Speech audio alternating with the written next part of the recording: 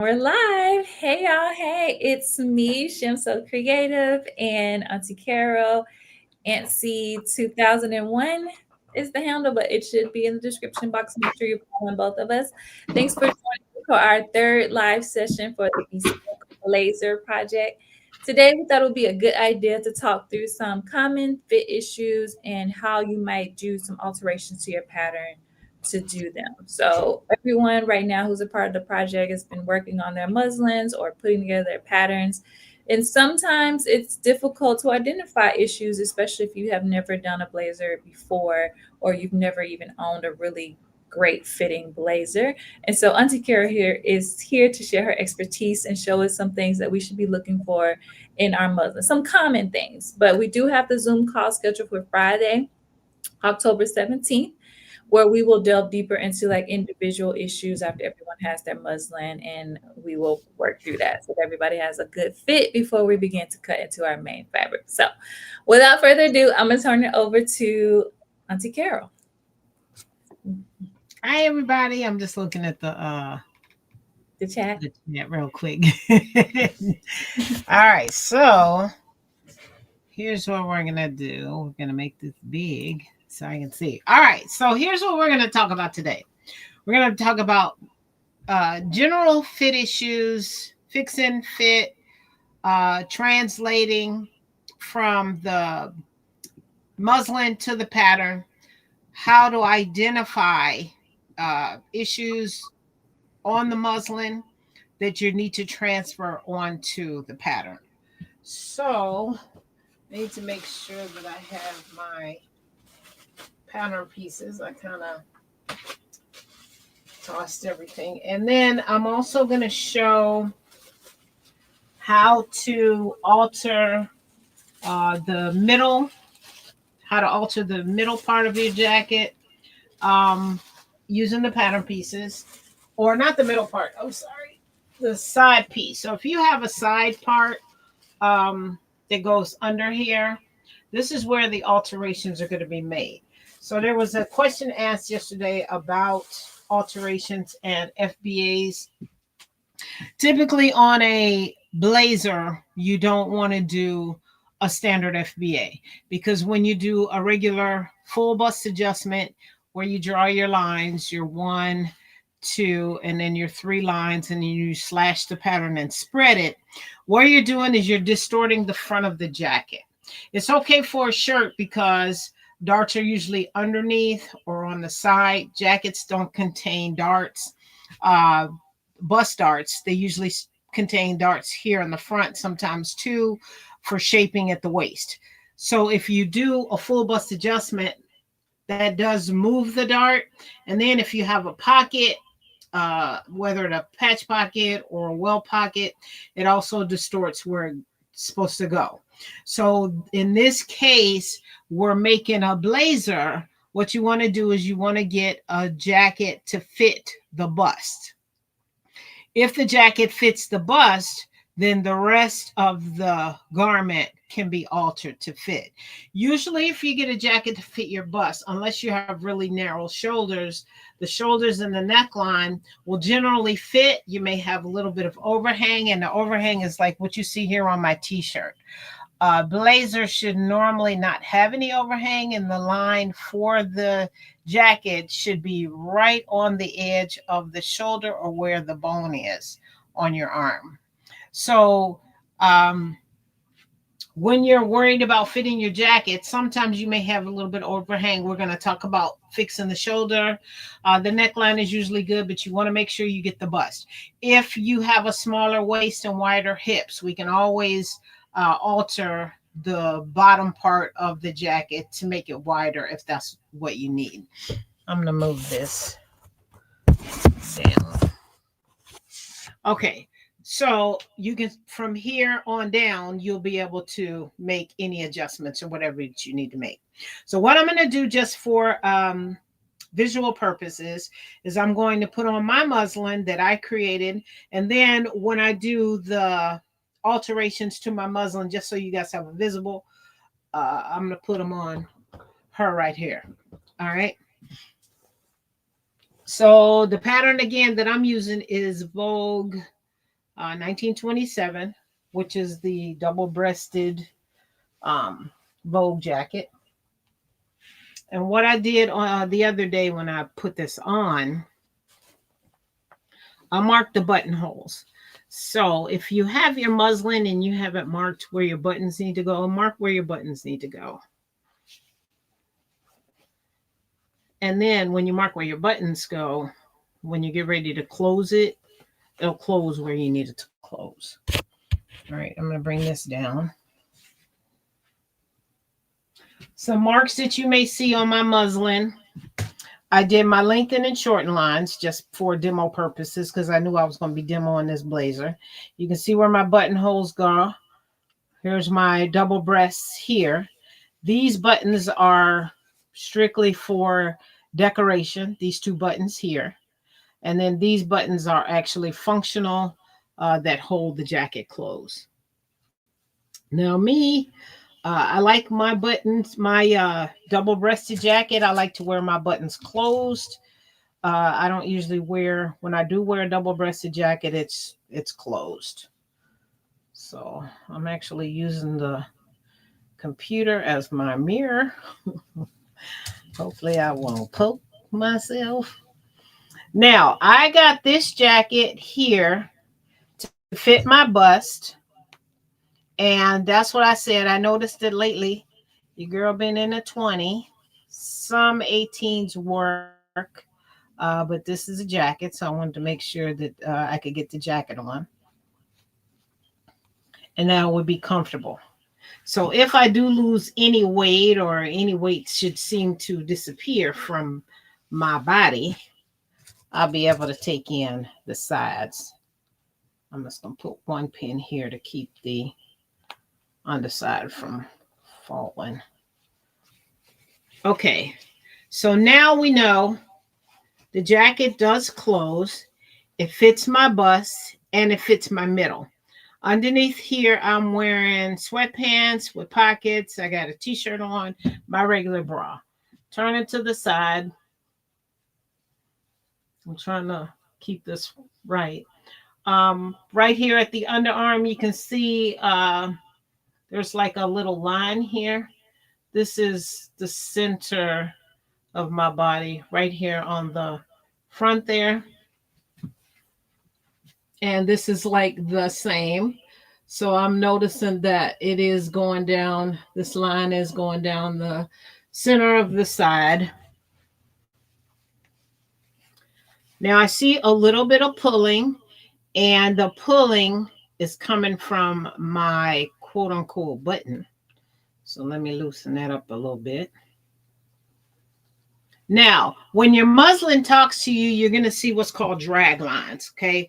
Drag lines are wherever you see any tightness. Like look at here at the butt. You can see a line here. And what happens is the muslin points to the problem area. So the muslin is saying, hey, it's kind of tight in the butt right there. You can also see a lot of wrinkle in here, which means that there's a lot of excess fabric in here. So I can go for a sway back adjustment here in the back of the jacket. And when you do a sway back adjustment from the center back seam that you see here, sway back adjustments will shorten that line. So the jacket line, I'm just going to come up with a number. The jacket line on the back of this jacket, let's just say it's 20 inches long from the base of my neck to the bottom of the jacket, okay? And from the base of my neck to the base of my back, which is right here where my finger is, that's where my butt starts. If that is 10 inches, then my distance from the base of my neck to here is 8 inches, which means I got to lose 2 inches from that center back seam, which means I need to decrease the back of my pattern by 2 inches. If I decrease the back of my pattern by 2 inches, I'm squeezing out 2 inches worth of fabric, and then it'll fit me. So what I'm going to do here with her is I'm going to pin out all of my problem areas. After I pin out all of my problem areas and identify them to you guys, I'll try the muslin back on and we'll see how it fits. All right, now I don't need to make any adjustments here in the middle. I don't see any pulling in the middle. So when I put this on, I got to make sure that I pin it where it needs to be pinned, because if I do a little bit of pinning, and it's going to say that it's too small in the bust. And it's not too small in the bust. It fits fine. I'm noticing that my sleeve is too long. My sleeve is already pinned up, but I know that this sleeve is way too long. It's also way too big. You can't even see my arm in here. So the sleeve would have to be narrowed a bit and taken in a bit in order for me to have a decent fitting sleeve. It's a lot of fabric there. There's my arm, and here's a whole lot of excess fabric. So what I'm going to do is on the sleeve, I need to remove a little bit on the actual pattern, and I'll show you guys the pattern translation, what needs to be taken from the sleeve. I don't need to do a bicep adjustment. This line right here goes through the bicep, and you can see on me, the bicep fits fine. If you're in this bicep area and it's tight, I'll show you how to open up the pattern so that we have room right here in this area, and where you need to stop, because I've seen bicep adjustments where people have cut all the way down to the wrist, and you don't need to do that.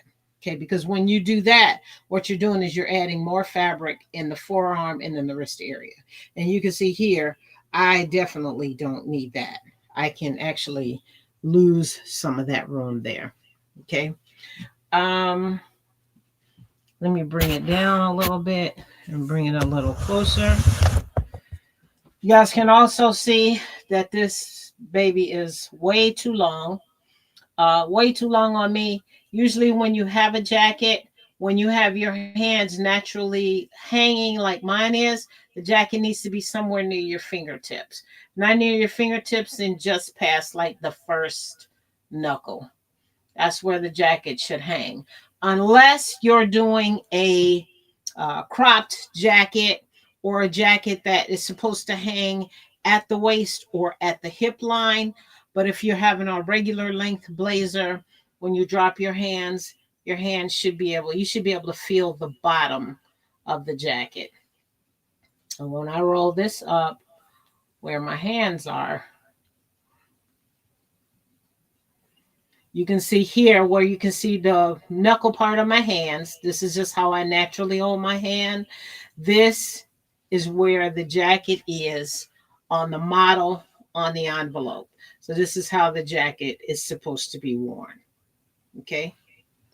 But right now it's way past my hands.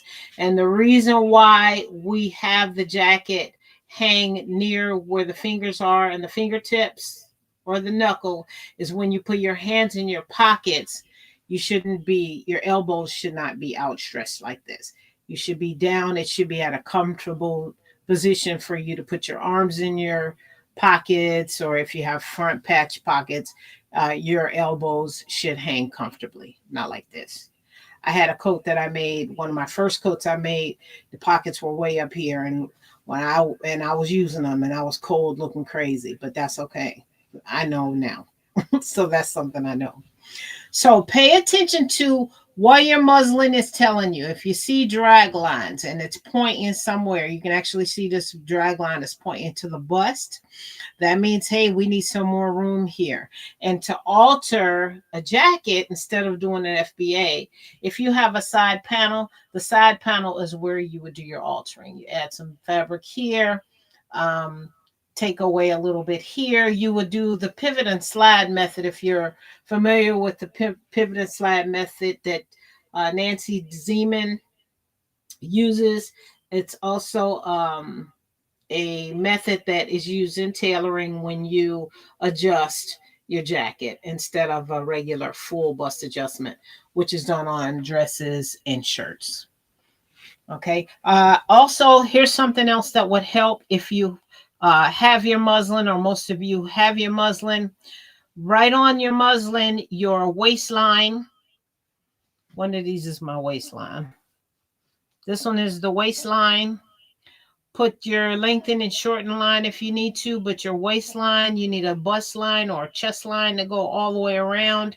And then you want to have a hip line. Now, I didn't put the hip line on mine because I know what my standard or my standard alterations are with Big Five patterns. So the only thing I did was I put the waistline on here. This is the waistline from the pattern. The waistline from the pattern. It's a lot lower than my natural waist. My natural waist is like right here.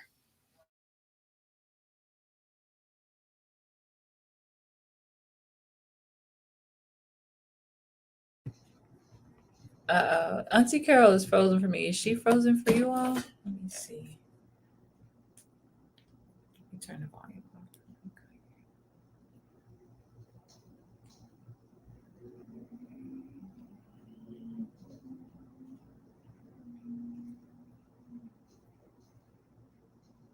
She is. Oh, okay. Okay. Well, now you get to look at me. Okay, I'm ready. You can go bring me back up.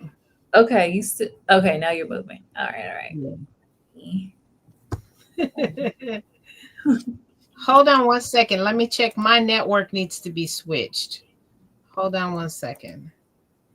Let me change my router here.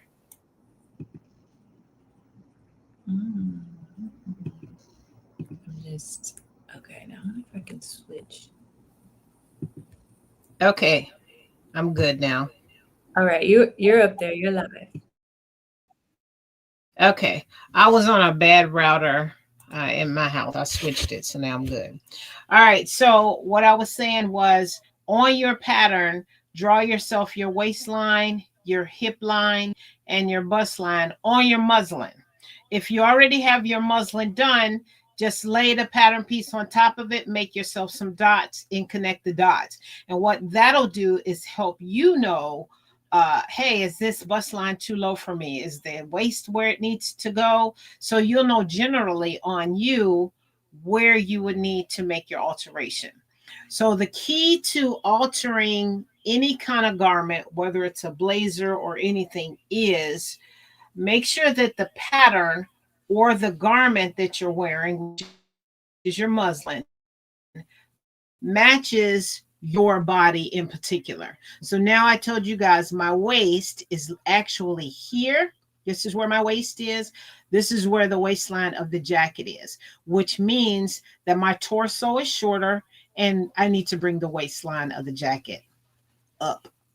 In order for it to be a little bit better on a shape on me, some of this needs to come out here in the middle. Although it fits, remember it's still too long. And not only am I moving the waistline up, but I'm also taking some of the length off the bottom.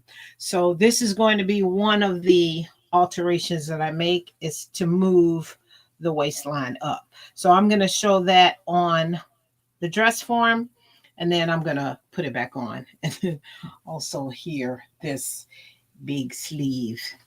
All right, so let me take her off. And I need to do sway back too.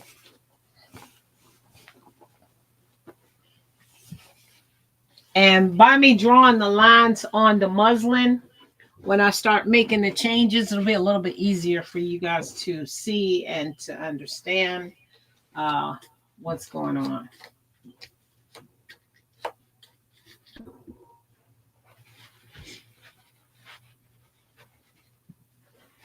She is my dress form.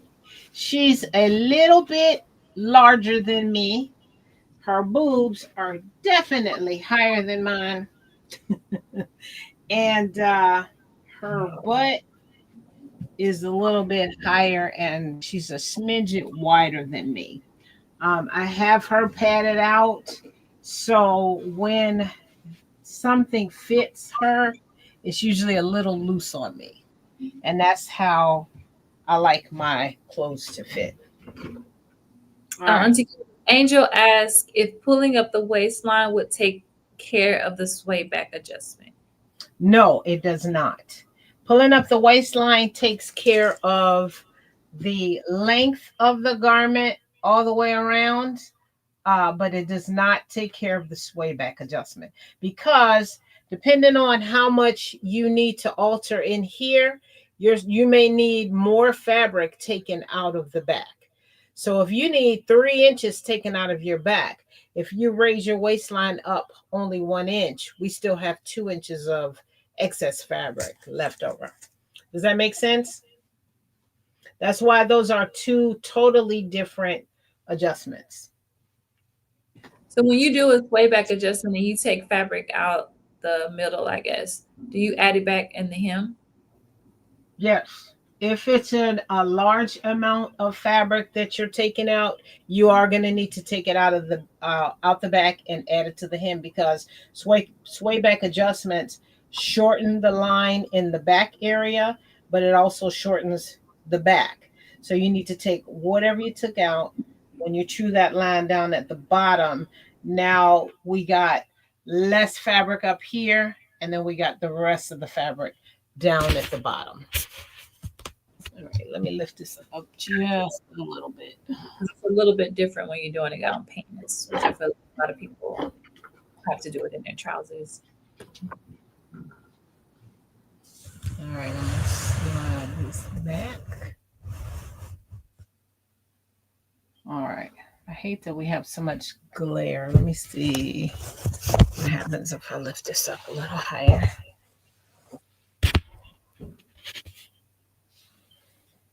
Okay. All right, so now for her, I need to take my waistline up. This top one here is my lengthen and shorten line. So I'm going to take the waist up 1 full inch. And right now I'm just folding up the fabric. We have a little bit of echo. Do you have like another device on by chance? Yeah, I got my phone on. And then Angela said, which would adjust the pleat? Are you talking about the pleat on the lining?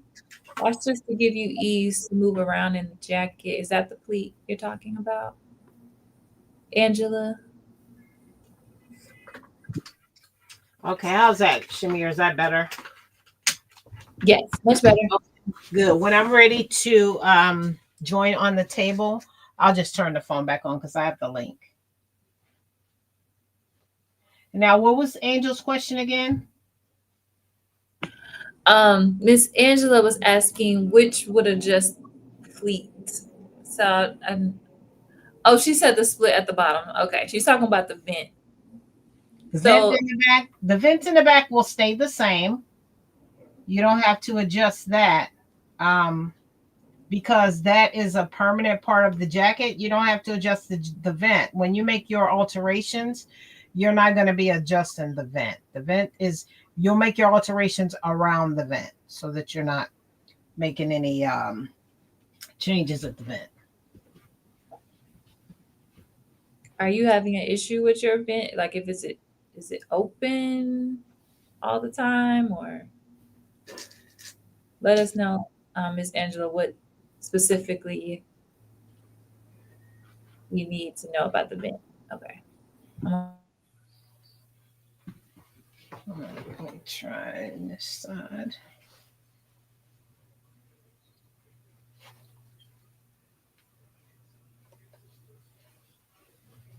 So now this alteration that I'm doing now is definitely something that will be done on the pattern. And so like I said, what I know from my regular alterations is I'm usually an inch shorter in the waist.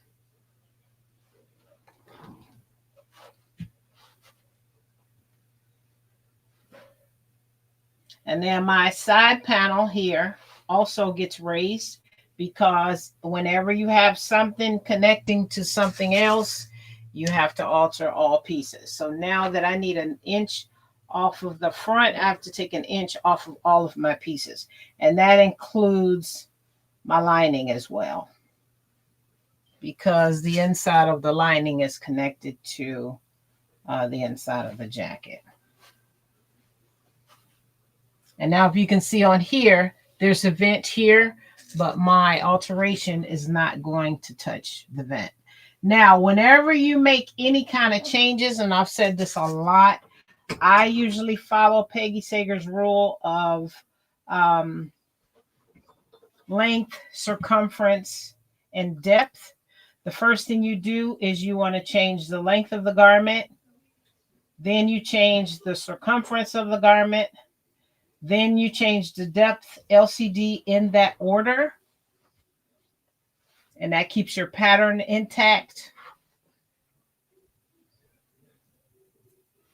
And it keeps you from making any mistakes. Once you make the length changes, it's the first thing to do. So if you're shortening the garment, if you're making it longer, that's what you want to do first.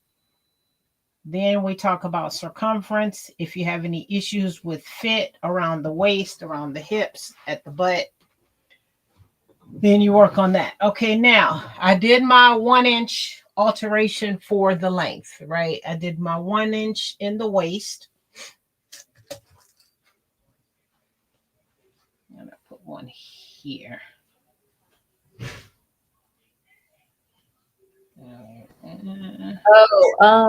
So she said she was thinking that the sway back adjustment would bring the vent up. It might bring the vent up depending on how much space you have. Right. Now, let me tell you this about a sway back adjustment. A sway back adjustment is it's one of those adjustments where the pattern itself, where the pattern itself is going to be, the number is doubled because we have an overlap. Okay. We're decreasing this line right here, which is the center back. So you have to make sure that from the base of the neck to the sway back, you want to measure that. So if it's 7 inches on you, let's just act like this is the pattern piece here. Measure down 1 to 7 inches and then put a mark there. So we know that the sway back issue is usually right here at the top of the butt. That's where you're going to make your alteration. So what you're going to be doing is you're going to be cutting the pattern on the half. Now, remember when I said you want to mark your seam line, because your seam line is thread. You mark your seam line on your pattern. We're not cutting past the seam line. We cut up to the seam line. Okay.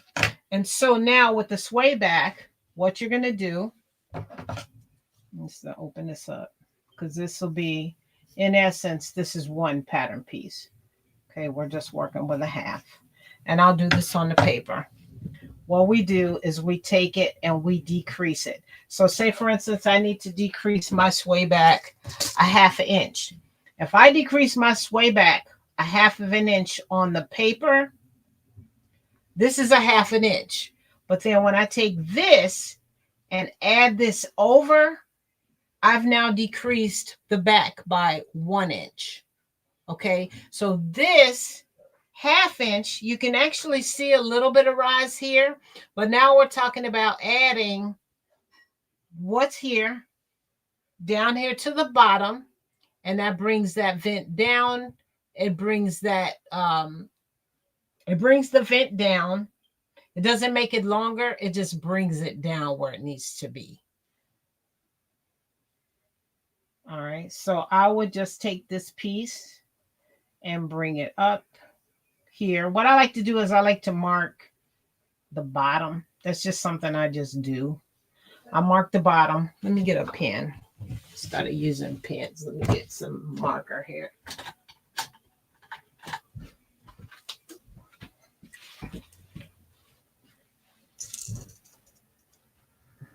Yvette said, what is depth on a pattern? So depth would be like how deep The Depth bust. is anything curved, Yeah. boobs, The uh, hips. crotch, hips. Anything with a curve is the depth, where we need to make the pattern round to fit the body. Because once you have the length and the circumference fitting, then we're good. Now, the term to zero means when you go and there is no alteration at the seam. So right now, this sway back is a 1/2 inch cover to zero. And so this fabric here is darted a little bit. You can actually see the fabric is over.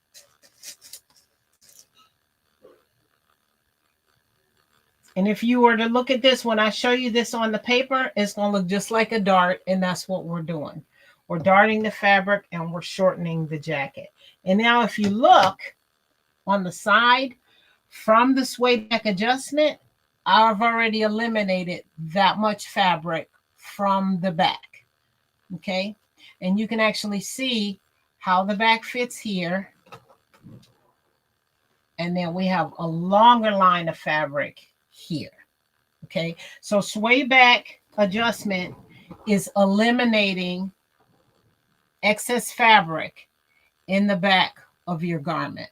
Okay, this is actually a really good visual so you can actually see what the difference is that I just folded out here. So I folded out about 1 inch, and that's what that is. That's about 1 inch. That's about 1 inch of excess fabric.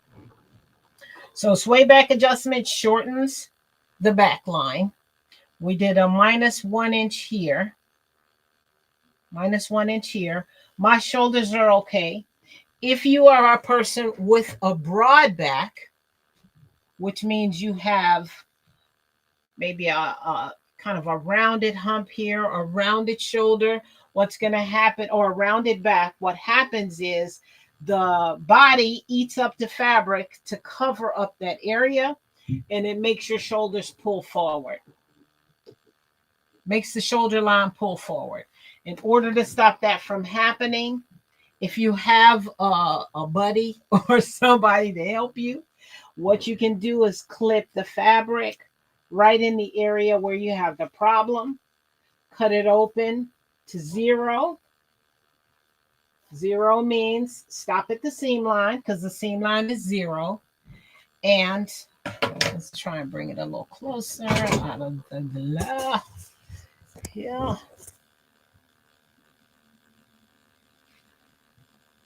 Let me try something real quick. Is that better? Is that a little better? I turned that overhead light off. So here, what happens is we're cutting the fabric and we allow the shoulder to pull open what needs to be pulled open. Now let me bring this up a little closer.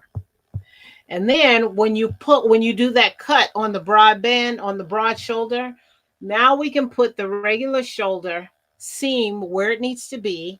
And then we have this cut here. So this is where the paper gets put at on your fabric. So what you do for the broad back, on your pattern, you put paper in this empty spot. You take your seam gauge and you measure the widest part and you say, okay, I need 1 inch of fabric room here. So I'm going to open up my pattern 1 inch, put some paper right here in this area, and then you're good to go. So these are the things that you want to transfer onto your paper.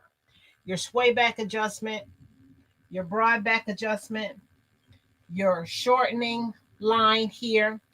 And then if you're lengthening the garment, you're going to do the opposite here.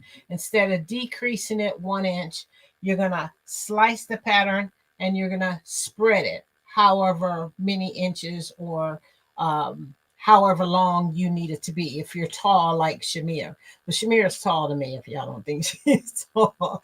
So if she needs to add 4 inches to her jacket, cut it on the lengthen and shorten line and then open it 4 inches.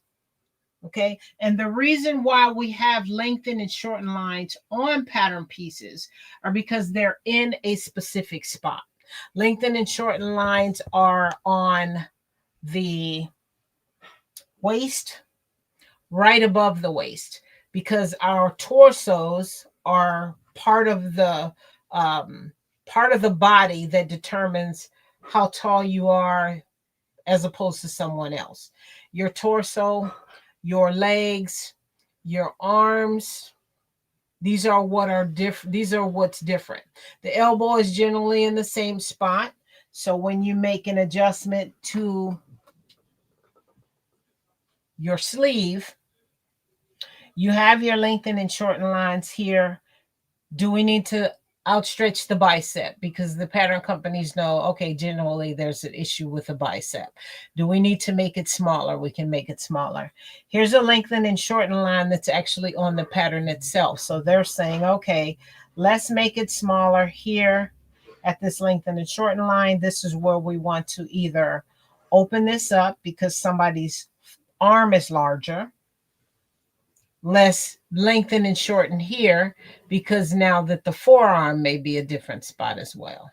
I can see I'm moving a little slow here. So hopefully I won't freeze.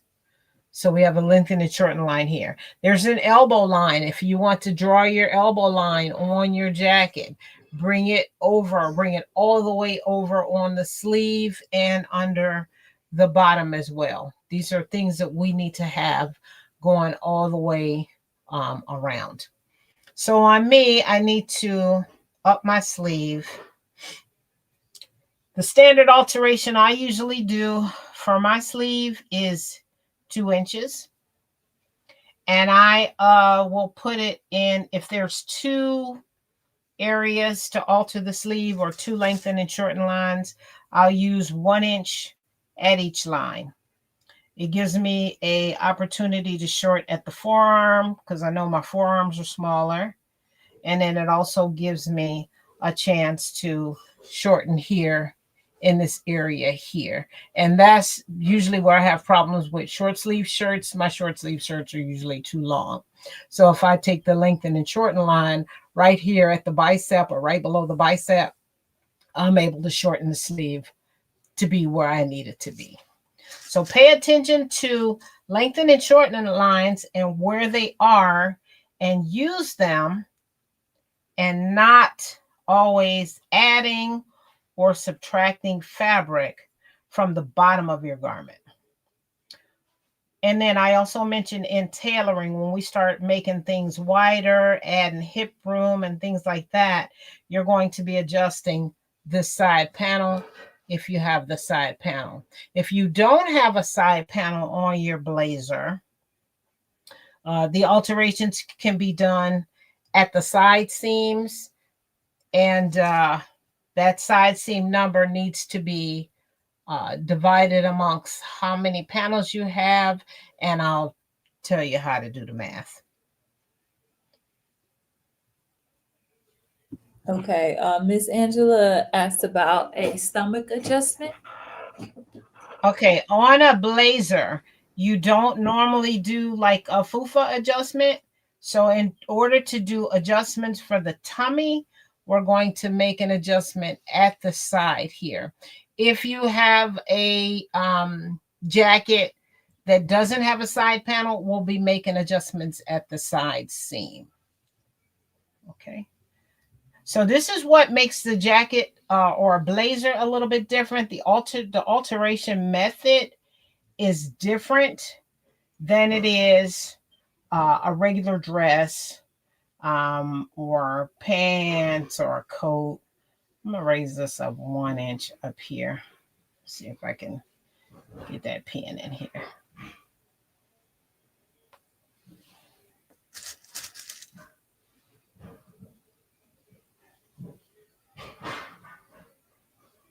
So we can make alterations. Once we make our length alterations, then I'll talk about depth alteration, because a depth alteration is definitely the tummy.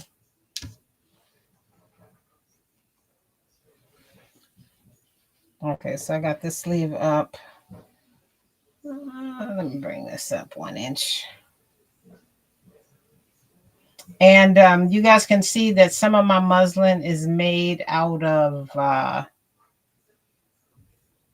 this gingham fabric. It's really easy to see what I need done on with gingham.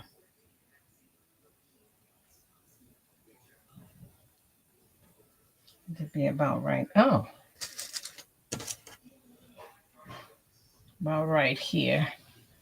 All right, let me fix this one. I'm trying to do it good enough so I don't get ate up with pins. I'm going to take the sleeve up a little bit. The sleeve seemed to fit me nicely. I'm going to take it up just a little bit. And this is where you will do a sleeve alteration to bring that sleeve up. You want to pinch your muslin until that shoulder falls where it needs to fall. Then you want to take a pin and you want to pin out that excess. And when you pin out the excess, get as close to the body as you can, especially if you're wearing it. And it's best to have somebody pin it out for you, because you're going to pin it so you don't stick yourself. Somebody else will pin it because they can actually feel where your bone and your body is and where they need to stop pinning. So you can have them pinch out the area that needs to be pinched out for the sleeve. Let me bring her down a little bit. She's up too high.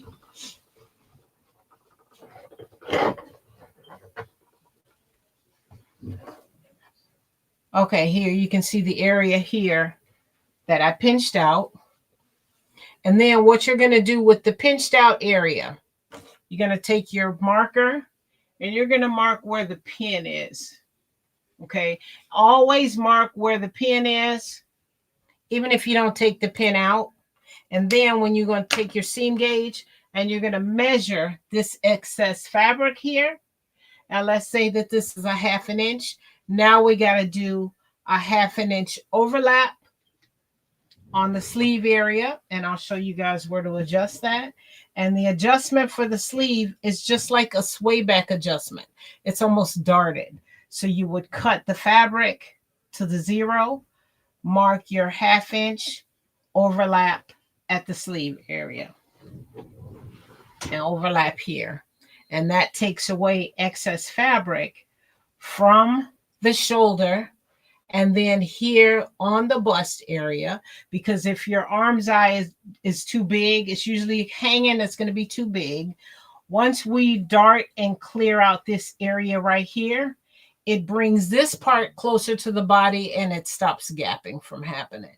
So then you don't have to worry about your jacket having too much fabric right here in this area here. Okay, so when we fold out that fabric, we're going to stop cutting in one area and we're going to fold out to 0. And then that keeps the rest of the jacket in place. It doesn't disturb the dart or the roll line that's going to be happening for the lapel. It'll just make the shoulder in this area right here fit much better. Okay, now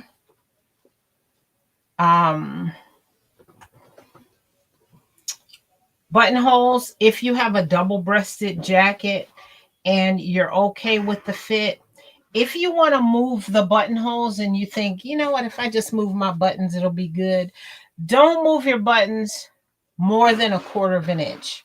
If you need to move your buttons more than 1/4 inch, you're going to throw off the balance of the jacket. So if you want to move the buttons over to the right 1/4 inch, maybe you want to bring them in 1/4 inch, don't go further than that, because now we're messing up the integrity of the style.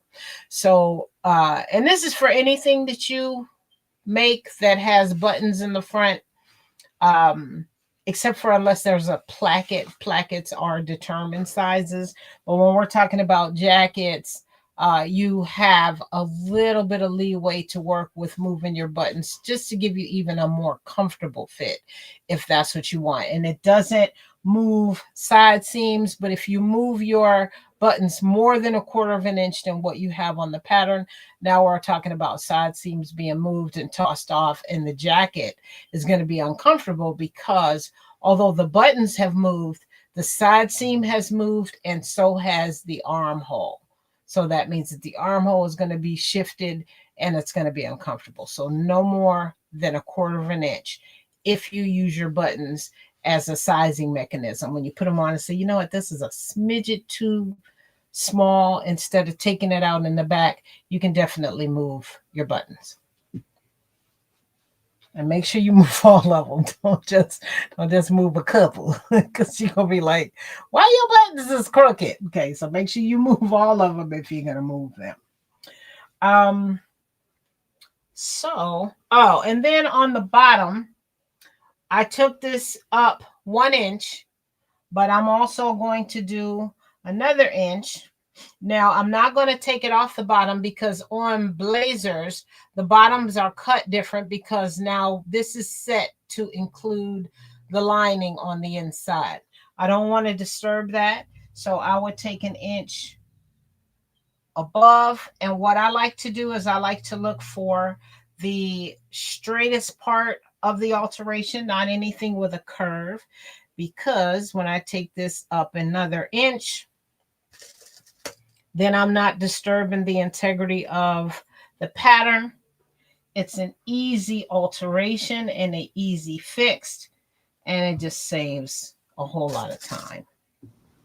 So you got a couple questions in the comments. One, if you anticipate a reduction in the abdomen area, will the adjustment be made on the side panel? So if Yes. you think you're gonna lose some weight in your belly. Right. You Okay. can take it off the side panel. And we pivot and slide to take it off the side. We pivot and slide to take it off the side. Now, when you're taking off inches in length, you are going, it's not a dart to zero. You're taking off an inch even at the sides, even at the seam. Okay, go ahead. What's the next question? Is the next one. So is it best to wear clothes that you would wear when you're wearing your blazer? So when you're doing your measurements? Yes, because when you wear your blazer, you're gonna always have something on underneath, and unless you're making that surprise blazer for your husband or significant other.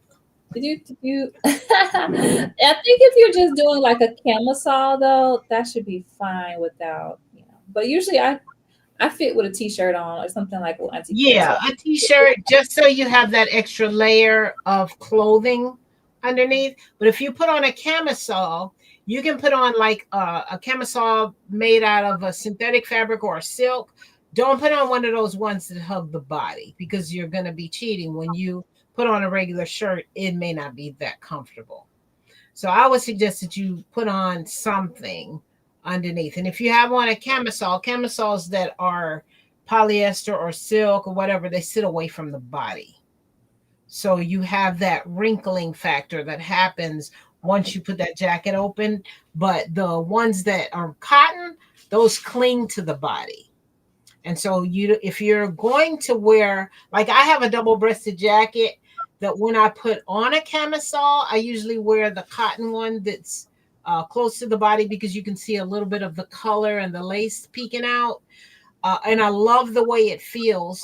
But when I put a shirt on underneath that jacket, it's comfortable as well.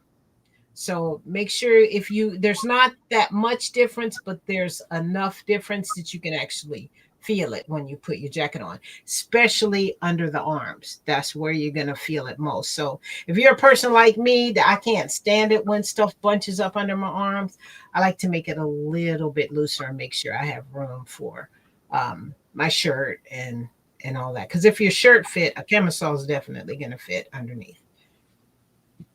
All right, so I got my 2 inches off of my length. I took, let me take a real half inch off of here because the shoulder wasn't super off for me. So I'm letting some of this out. And then I got this sway back issue here, one up here, an inch. I didn't go an inch here. Okay, now when I do my length, because I do my LCDs first. And this is a good vent question when somebody was asking about the vent. I'm still taking an inch off. And I'm just going to pin this out just so you guys can see. Pinning it out, which is shortening the vent. Because remember, I have to shorten it all the way around. Now, instead of me spending all my time doing the math, trying to figure this out, it would have been just as easy for me to do my alteration here. So I'm avoiding the vent and bothering the pattern. So if I take my alteration above the vent, and now remember, I can take an inch off above the vent, but as long as I take an inch off, it doesn't matter where on the pattern. Just because I'm taking an inch off right here above the vent on the back, it doesn't matter where I take it off the front, but it's just as long as I take off an inch. Okay, does that make sense? Because when I sew them on the sides, I'm just making sure that my side seams are the same length. So now, instead of taking my alteration for an inch here in the vent, I took it above the inch, above the vent. Now my vent doesn't change, stays the same as the pattern. And actually, give me a little bit more, it's coming up now and it's where it needs to be. Instead of down here by my thighs, I need to vent on my booty. So I'm bringing it up to where my booty is. Because that's what the vent is for, is so that this part falls comfortably, movement, and then when you sit down. Okay, so I raised it an inch here, raised it an inch here. That's my 2-inch alteration. Here's my sway back adjustment that's here. Here's my broad back adjustment up here at the top. This is what I needed because I have a broad shoulder here. And for anybody who has a super slope here on their shoulder and maybe no slope on the other side, take your pattern pieces and create yourself a left side and a right side of your garment. Put some tape on it if you need to, so you'll know left and right. So when you get ready to construct it, you're constructing the left side and the right side. Maybe you only need a broad back on one side. Then go ahead and cut your pattern and the broad back on the left side of the garment. The right side may not need any changes. So make sure that if you have two separate shoulders, you make yourself two separate pattern pieces and you don't cut two. You cut one single of the slope shoulder, one single of the regular shoulder, and call that the right shoulder and the left shoulder. And you can do that on the front of the garment as well. And this is all about custom. When we talk about custom and we're talking about fitting blazers or custom garments, it's about the way that the person is shaped. Okay, if you have a prominent high hip as according or as opposed to a regular hip, sometimes a dominant high hip will come out a little higher and you'll have a little bit of extra secret right here. And then this one may be shaped a little bit different. You want to do the same thing. Make your alteration on the left side of the body to include or to make the prominent hip a little wider. So remember, you can make those alterations. So now what I'm showing you are standard ups, standard downs, shortening the center back, opening up the top here if you have an issue here. All right, so all of these pins, y'all, hope to bejesus I don't get stuck. And I'm going to just put this on so you guys can kind of see the difference, and then we'll go to the table. Oops, look at me, I got my arm in the broad back.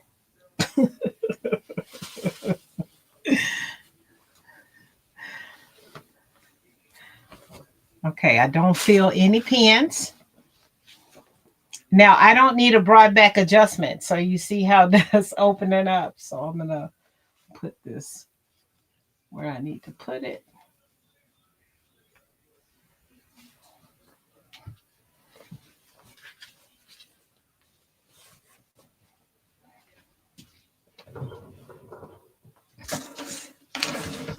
Okay, I'm going to turn the light back on. I don't think I'm going to have any. Bring this back up. I have a question while you're configuring your camera. Once you make all your adjustments and you transfer it to your paper, do you suggest making another muslin? Yes, I do. Okay, there you We go. don't cut into the fashion fabric until that muslin fits and looks just like you want it to fit and look.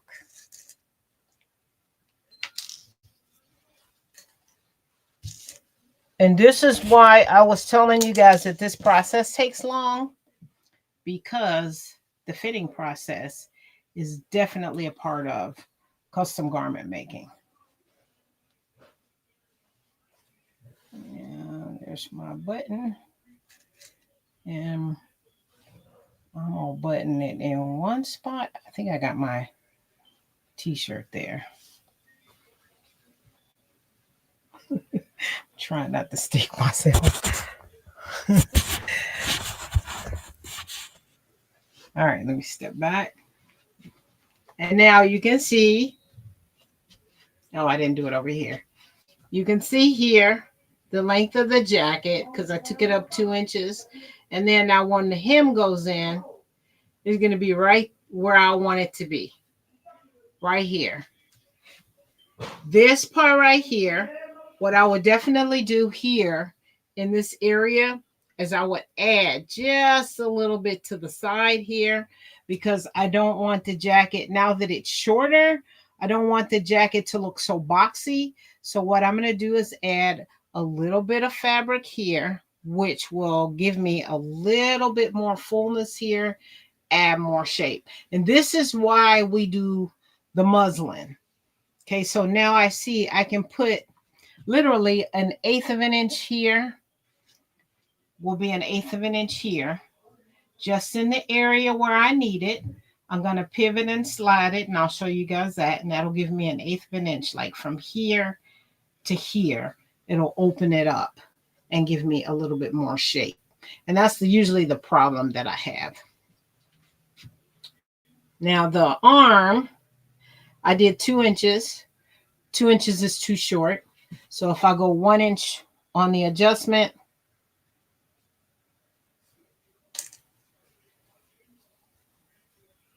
then I'm good. Because usually the jackets are way too long for me. Okay, so here is 1 inch, and that is the actual, it's not the actual hem, but it's close to the actual hem. So I need to do 1 inch, and in the bicep area is good. Here's the elbow line right here. There's my elbow. Okay, so I needed to actually bring the sleeve up in this area, and you can actually see with that 1 inch adjustment, look how much smaller it made the actual jacket. So the reason why that happened is because the slimmer part of the bicep part, my arms are not that long. It brought the slimmer part up, so the slimmer part is smaller. So now it fits my arm better. Remember how big the sleeve was? So now this fits my arm better. Now in the wrist part, I don't like a whole lot of wrist action. This is the actual fold over. So what I would do is taper at the bottom of the wrist, just like you taper or peg a skirt. Same concept, because we're working at a hem. Then I can take some of the width off the wrist or right at the hem. Okay, and I'll just make it narrower. And that doesn't change the integrity of the miter or anything like that, how that's going to be. I'm just making the sleeve a little smaller. It's the only thing I'm doing here. So 1 inch, 2 inch, It's fine for me. I just need to add a little bit of excess because I don't like nothing squeezing my secrets. And I like my double breast to be closed, but I like it to be a slim look. But I need some shaping in here. And that'll just mean that I need to expand it just a little bit. So if you listen to what your muslin is telling you, you'll be able to make those adjustments and they'll make sense to you as you go forward. Let me get out of the glare here. And this is actually going to be here. All right. Does anybody have any questions before I go to the paper? See any questions, Shamir? No. All right. No Now I'm questions. going to go to the paper.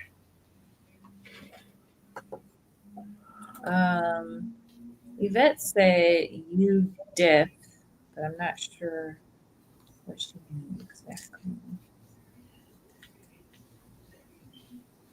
U depth.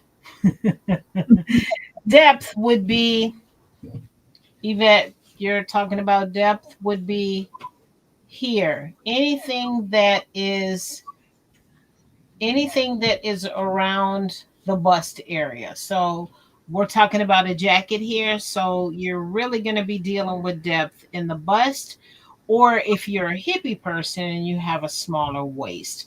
And then what we would do is pivot and slide the side or make our adjustments at the side seam below the arm size so we don't change the integrity of the arm's eye. This is where we're going to be opening up the pattern for more room. Same thing for the tummy. You're going to be making your adjustments at the side in the area. If you have a fupa right here, your fupa is here. When we bring that line around, that's why I said make those lines on your pattern. We're going to add extra room here. Same for the hips. We're going to add room here. And then at the back of the side panel, this is where we're going to be making the alteration. The alteration goes where you need it. But that'd be the same if we want to create a more pronounced waist to the blazer. Yes, same thing is a more pronounced waist means that we would take this in and make it smaller.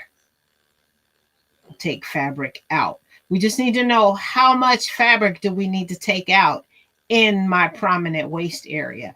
Is it 4 inches from the armhole bottom?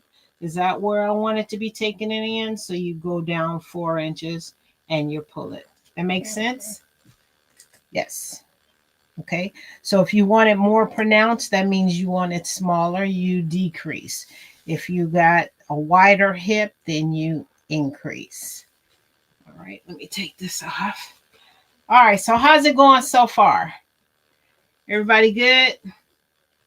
Is everybody understanding what I'm saying? Anybody got the curtain not up? Is anybody wondering? I guess you wonder where I've been. They said it's good. Okay. Hey, Lala. Where your picture at? All right, hold on. I'm just taking my pens out, y'all.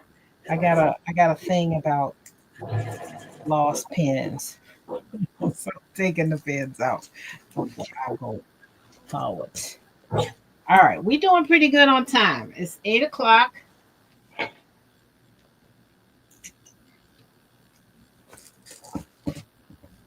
Did everybody like Shamir's live? Like the live if you haven't liked the live. Like the live. Like the live. Like the live. All right. Whoop, whoop. I'm hanging that up there. Right there, right there. All right. I'm getting ready to switch you all to the overhead view. And Shamir, I'm going to join. And Twitch just opened up.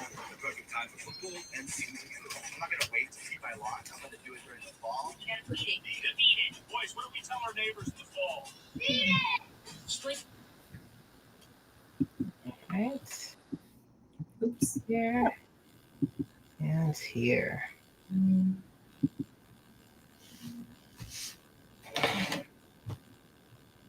Okay. I am coming. I'm accepting all the cookies and a notification and allow. Okay, let me come out of here or let me mute here and then you can drop this one. Okay.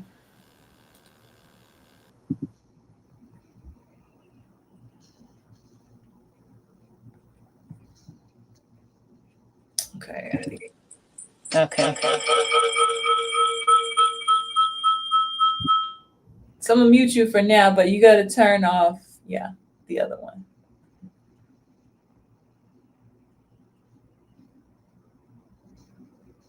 The other one. Oh no, okay. I got you. But let me see. I'll mute it. Oh, are you okay? Okay. I just turned off mine. Perfect. Okay. Can everybody see the table? All right. How's my visual? We're good?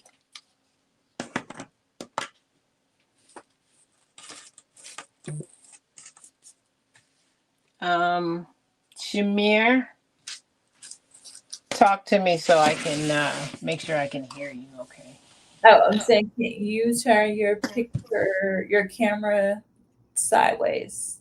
Oh, it don't allow me to do that? Just rotate your camera so your screen will be bigger. Oh yeah, sure. I shall do that.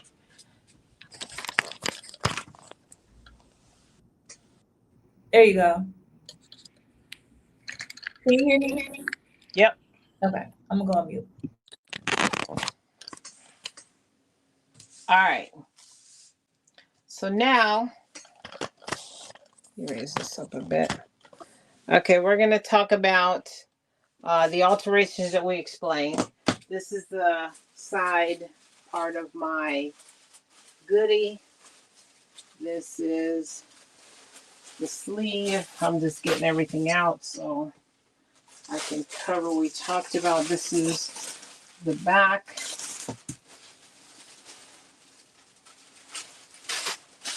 And we have the front. All right, so I'm going to kind of try and do them the same way I did. All right, so now let's talk about the back and the sway back adjustment. All right, so this is the back piece. When we cut two, we'll have two back pieces of the jacket. Here's the start part of the vent, all the way up the center back here, and the center back is marked on your pattern piece. For me, I usually do my sway back adjustment right at the darts, and the reason why I do it right at the dart because it's generally the same with the big 5 patterns. The measurement is the same in the, for me all the time. So when I do my sway back, I usually make sure I do it right at the dart or right at the notches. Lay your grain line on your table. If you have a mat, use your mat because we need the grid lines.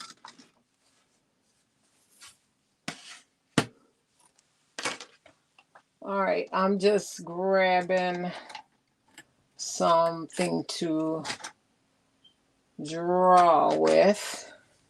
All right, I got my brown marker. All right, so here's the waistline marking on the pattern right here. And I know that my waistline is shorter or it's a lot higher. So I need to increase my waist by 2 inches. I think I said I'd take 2 inches off the length of this jacket. So here at the length and shorten line, I'm going to cut in that area. But I have my waistline. So I'm going to draw my waistline because it's already here on the pattern. I'm going to go ahead and draw this line. This is going to be my slash line. And it's easy that I put my slash line on the marked waistline because now I get to see where my waistline is going to be at on the pattern. All right. So from that line, I know I want to go up 1 inch. So I'm drawing myself from my slash line 1 inch above it.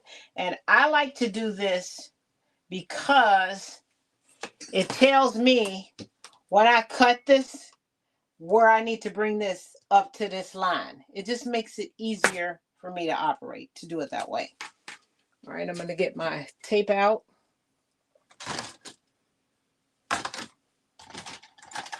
And my rotary cutter. So I'm getting ready to decrease 1 inch. Let me get a piece of alteration paper out because we're going to need that. When I make my alterations, I use regular tissue paper or Christmas tissue. I can tell when the season is coming around because this gets really low. And 2 packs usually last me the full year. So I usually buy 2 packs at Walmart during Christmas time. So I always have it. All right, this is a piece I've been chopping off of. So I'll use that. So now if you're a tall girl, you'll take your Christmas paper or whatever it is, and you'll slash your pattern. You can use wrapping paper. That's also good too. Or just the regular pattern paper. So I slash and spread. That's what that means. Literally, slash your pattern, spread it open, put paper underneath, and add the amount of inches that you need. Let me give you a tip. When you alter any pattern, put it on the grain line and put something on it.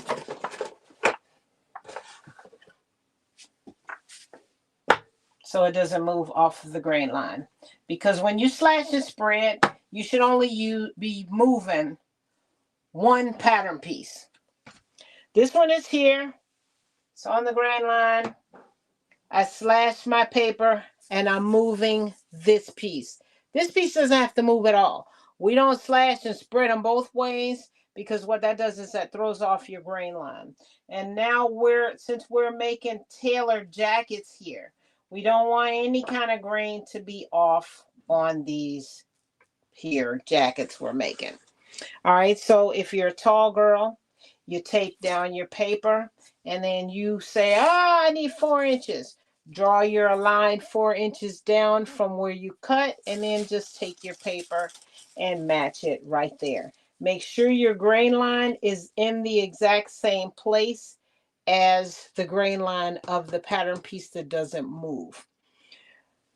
Now, I realized I just said something. My 2-inch rule, and this is something that I discovered, I should probably patent it. When you move, this is the 2-inch rule that I have created, right? When you move your pattern more than 2 inches down, some people open it up, I'm just going to add 5 inches right in there. What happens is this distance and this distance are now distorted. So when you draw your new cutting line to connect these two, it's going to be wobbly. It's not going to hold the integrity of the pattern. So what I learned is 2 inches or no more than 2 inches. So if I need a 4-inch alteration, I spread this 2 inches, put my grain line on the same line as this one is, and then I can tape my pattern piece down. The sides are not distorted or altered at all. So when I true my lines to connect my new pattern, and you can actually see the integrity on the camera. These 2 points are in the exact same spot, and then my line, my new cutting line goes there. So that's the 2 inches. So let me cut it again and spread it 2 more inches. Now I have a 4-inch alteration. Okay. Whenever you reach 2 inches, cut it in another spot, spread it as many inches you need. 5 inches, 2 inches, 2 inches. Come up here, spread it 1. That's your 5 inches. No distortion in the whole pattern when you're doing your truing of your lines and connecting your lines where your paper is. Okay? Remember that and think about at first, oh, I just opened it up. I needed 6 inches. I just took it down 6 inches. No, let me line this up here. Now, let me show you guys what happens. Grain line is in the same spot.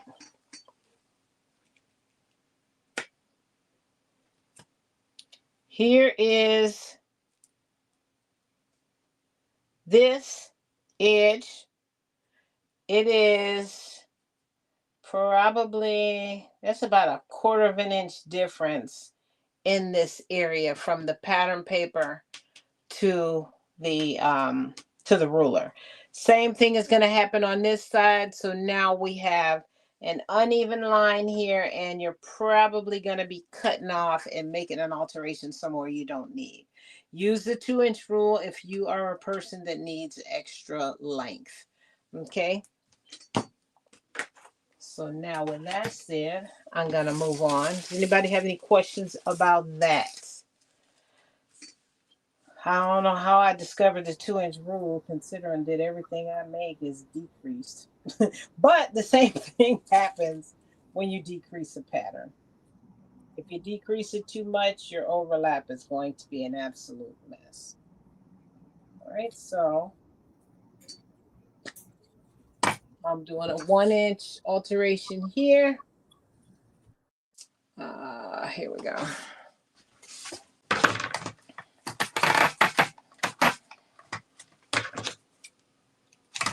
Also, if you are a person that you're doing a lot of alteration or whatever, you can use masking tape. If you have craft paper, masking tape is good to use on craft paper. That is the heavy brown paper. All right, so I'm doing my length alteration first. Remember we talked about L, C, and D. So I'm going to go ahead and really do this one. And I'm going to give myself 2 inches.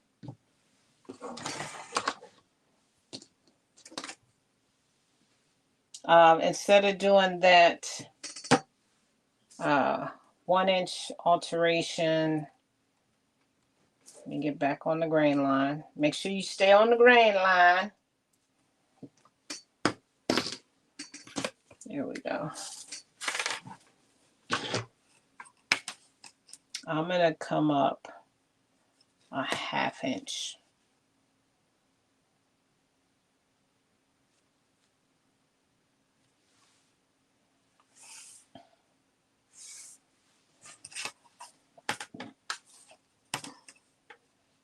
Actually, I got my lengthen and shorten lines here. I'm going to use it. And I'm putting my ruler on the bottom line of the lengthen and shorten line. And I am shortening a 1/2 inch. All right, so I drew a new line. And what I do, and this is what they teach you in school, you make a boo-boo, draw small lines through the boo-boo line. So I know that that is not the line that I'm going to be working with. And then I don't tape to the wrong line. All right, I'm cutting right on the center of my lengthen and shorten line. Pattern's still on the grain. And I bring the bottom of my lengthen and shorten line up to the new line that I drew. When you tape, the first thing you want to tape is the grain line. Before you tape any sides or the middle, tape the grain line first.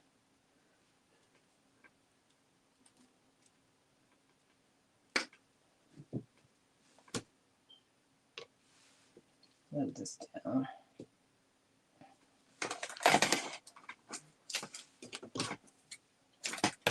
All right, then after I do this alteration, I'll do the sway back adjustment because I don't need much of a circumference adjustment, which is around the body.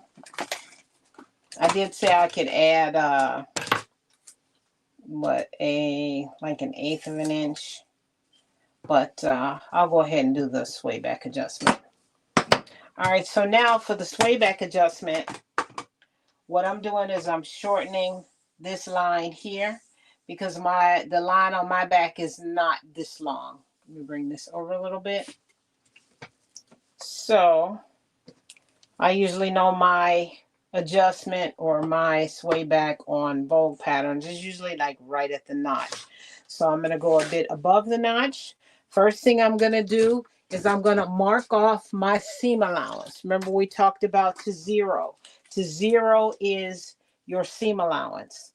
On this particular pattern, it's 5/8 of an inch. Remember what your seam allowance is. If you're doing a pattern with 3/8 of an inch, if you're adding 1 inch on your vertical seams, don't forget what your seam allowance is. All right, so for me, I'm working with 5/8 of an inch. And I'm just gonna put dotted lines where my seam allowance is.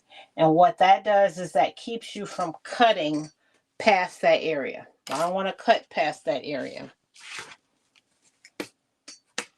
Got my little curvy ruler here just to draw myself a line. All right. So now from my center back, I'm going to draw my line where I'm going to be decreasing fabric in the middle of my pattern. I'm going to go right above this line.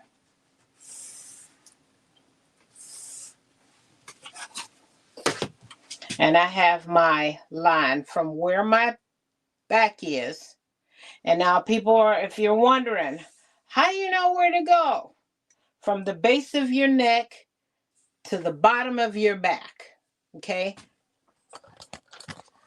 Let me just give y'all a visual.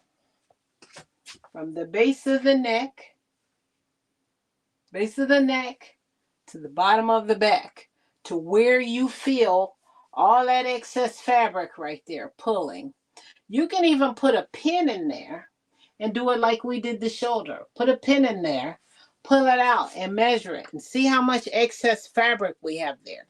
But make sure, not like my t-shirt, make sure your jacket is pulled down where it needs to go, where it needs to hang, over the butt or at the hip, and see if you still have a whole lot of fabric there pulling.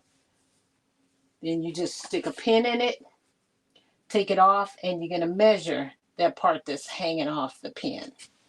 Okay, so for me, I noticed that when I make that 1/2 inch adjustment, it comes out to be 1 inch, and it fits me really nice on the back of my garments. So I take my cutter here and I slash it down on the line that I drew.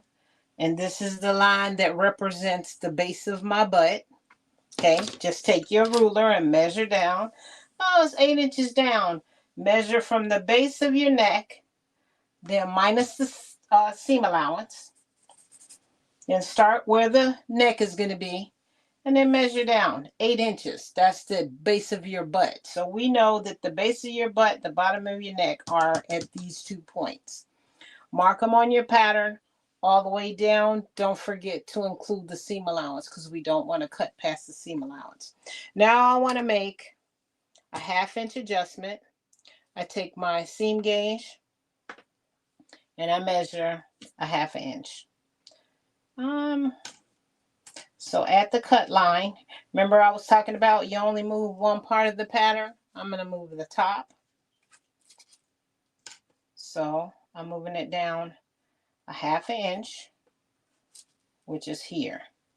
So I know my paper has got to meet my 1/2 inch line that I drew. So I drew a 1/2 inch line or a 1/2 inch marker here. Let me bring this up a little closer. Bring it down a little bit more. Got a 1/2 inch line right here. So I'm going to take my paper here and I'm going to fold it over. And now if you look at the paper itself, you can see that a dart has been formed. Okay. And then all I do here is tape. Now I notice that this is sticking up just a little. What I like to do to make sure that this is even is I just take a little snip of my paper. Just cut right up at the seam allowance. And this is not anything important. I'm just doing this so my pattern lies flat. So when I lay it on my fabric, it's going to be flat. Okay. We had a couple questions. Okay. One of the big questions is they want to see what you're doing in comparison to what you did on the muslin. Okay. I did the same thing on the muslin. So I And guess this is the sway back adjustment, correct? right. Okay. All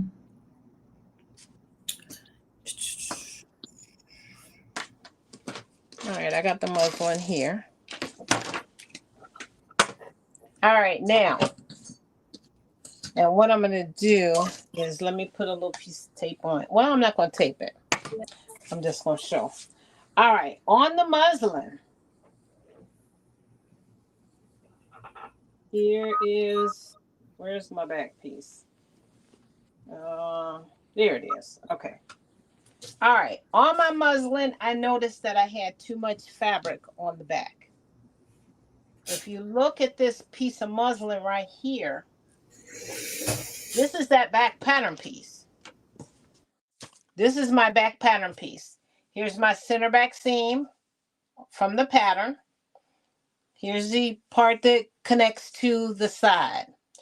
I cut in from the center back.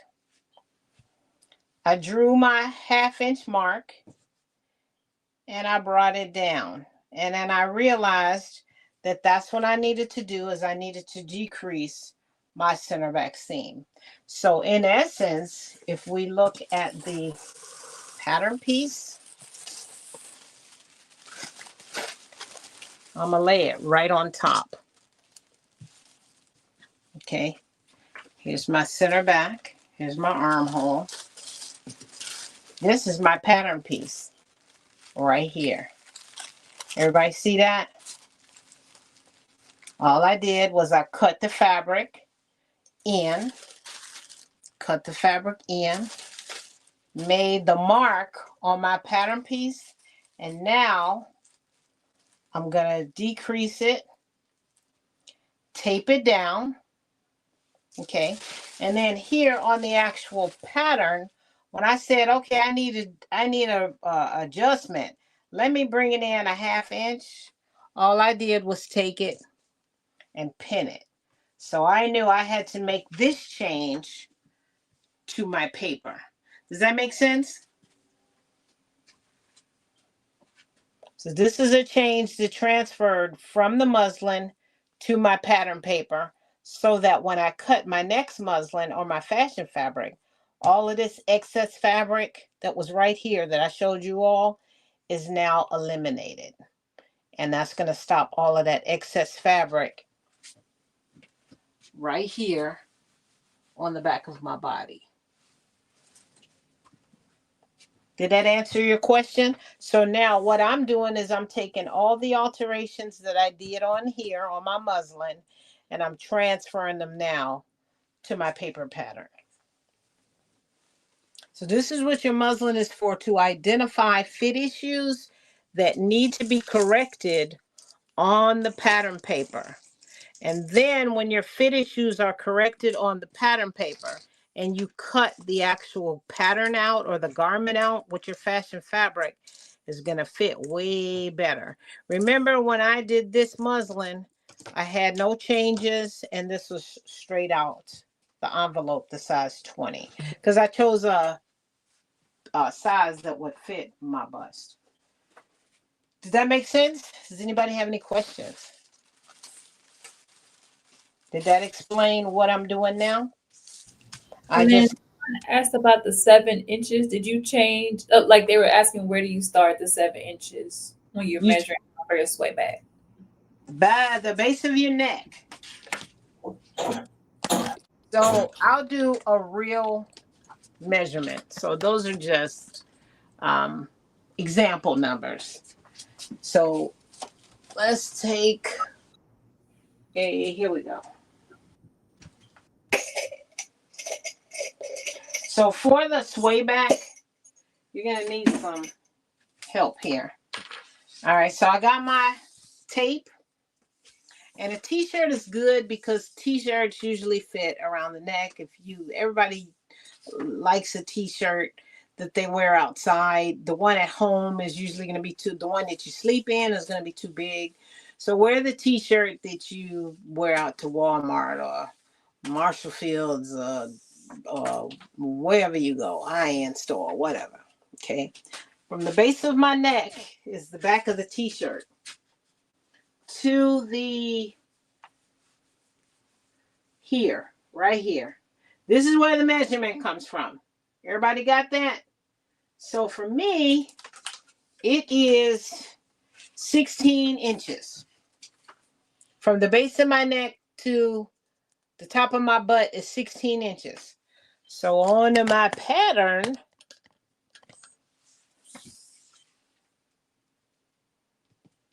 16 inches is right where my thumb is. So I can bring my sway back down a little bit longer. This is how you determine where to draw your line when you're doing your alteration. Measure your body first, then put it on the pattern piece. So we know where your body is according to this piece of paper. Does that make sense? 7 inches was 7 inches was just a number that I used. So now in this case, I have a cut at, let me go down seam allowance. The cut in this case is at 12 and a half inches. So for me, I'm going to put this at the base of my neck.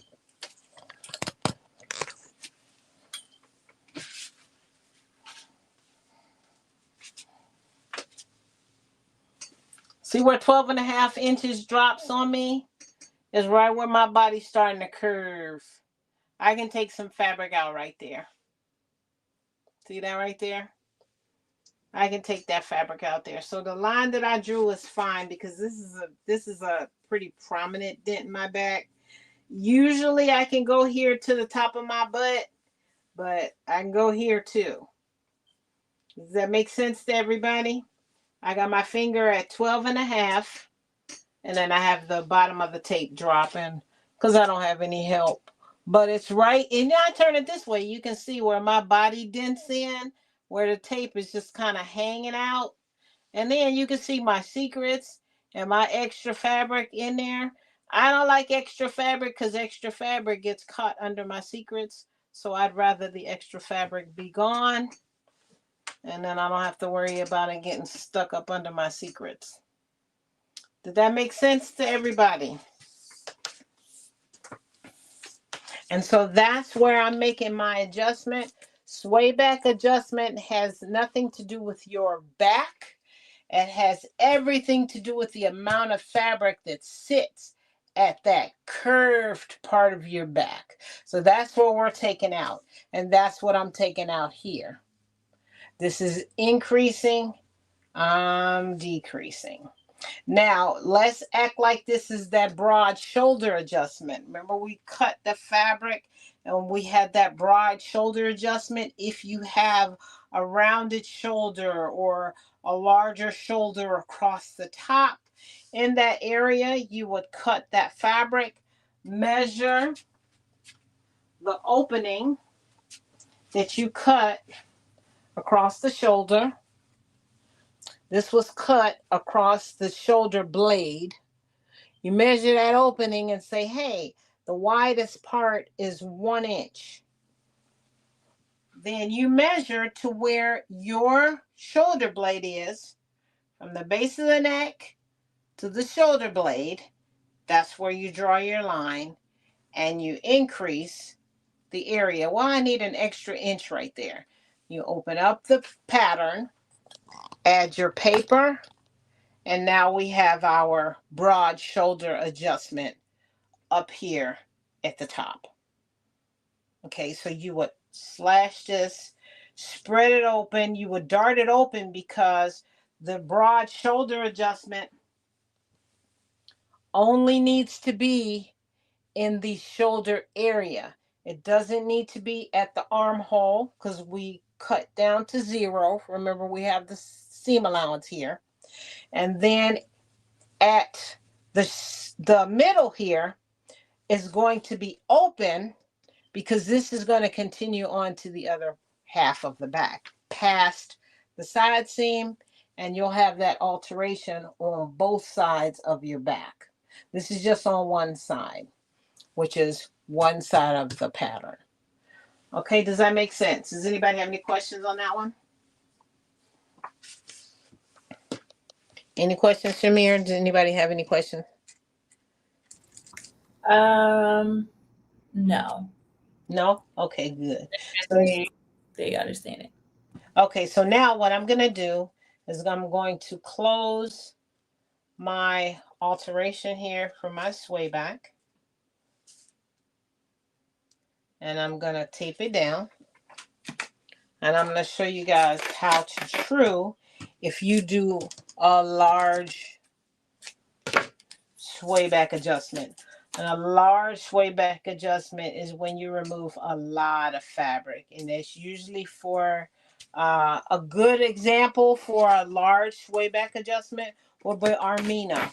Armina has a very small waist and she has prominent hips. So she probably has a lot of excess fabric pulling at the difference between the waist and then the way that the hips curve out. So if you are doing a large adjustment for the sway back and taking out a lot of excess fabric, you're going to have a larger line here. Now let me line up on the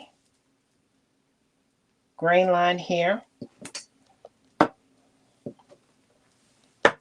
Now, here's what happened. My grain line shifted off of the grain. Here's my straight grain here. My grain line has shifted because now I have decreased my pattern here. There's a little bit more of an extra curve, and that's what we need. We need our back line to curve in closer to the body because we've eliminated fabric there. Now I can actually see the shape of the back. It kind of protrudes a little bit and then it goes in. Okay, so the sway back adjustment is going to start to look more and more like your body.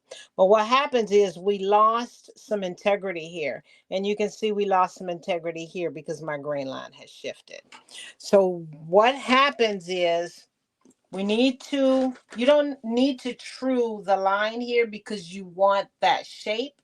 But we do have to notice how much did we lose. And we also have to redraw the grain line. All right, so the only thing that I'm doing is continuing my grain line, integrity that was already there. I'm just putting my ruler there. And this is another reason why you only move one part of your pattern. You don't need to move the whole pattern. I just redrawn my grain line. Okay. I don't have to worry about that old one because it gets off kilter. So now I have my original grain line here. And now when you have a larger decrease here, what you do is you go out to where you would true, and I see the 1/2 inch here. This 1/2 inch here, and I can see right here from my alteration that I made to the outside of the pattern, It's a 1/2 inch of a difference. I can add my 1/2 inch over here on this side, and then that will take away, that evens up. What I took away here, I can add it back here. And now all I have to do is add a 1/2 inch here, continue my curve, and true my line here. If you lose a lot of length,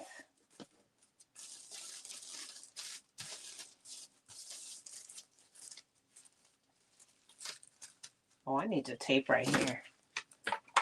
Let me fix that right now before I forget.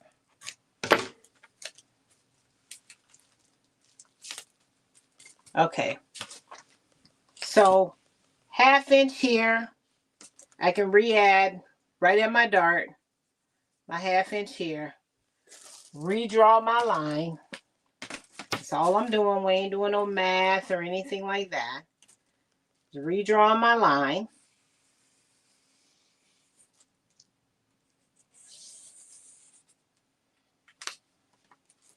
So I'm just redrawing my 1/2 inch on the side, adding back what I took away here. Now I did take away fabric, but I took away width because now we curved in. But I need that back because I still need this to be the same distance. So since I lost the width here, I decreased the fabric in here. This is where the fabric is. Okay, but from seam to seam, this distance changed, and you can see there's a little bit of distortion in the pattern here where I lost some width. So I'm re-adding the width back on to the other side, and all I did was drew a little 1/2 inch hash mark, got my ruler, put it there, pivot it, draw my new line until I reach my original pattern line. Okay, so now that gives me a new side seam, but I still have my elimination of my fabric in this area and my shorter line here. Now, if this becomes really distorted and it really angles in because you need to get rid of a lot of fabric, what's going to happen is you're going to miss length, and the bottom of your pattern is going to change. So what you would do is take the bottom corner. The bottom corner is always a 45-degree angle. Let me bring that down a little bit. The bottom corner is a 45-degree angle. And let me put my ruler there so you can actually see. Or actually, I have it here on the line. Let me post it on the grain.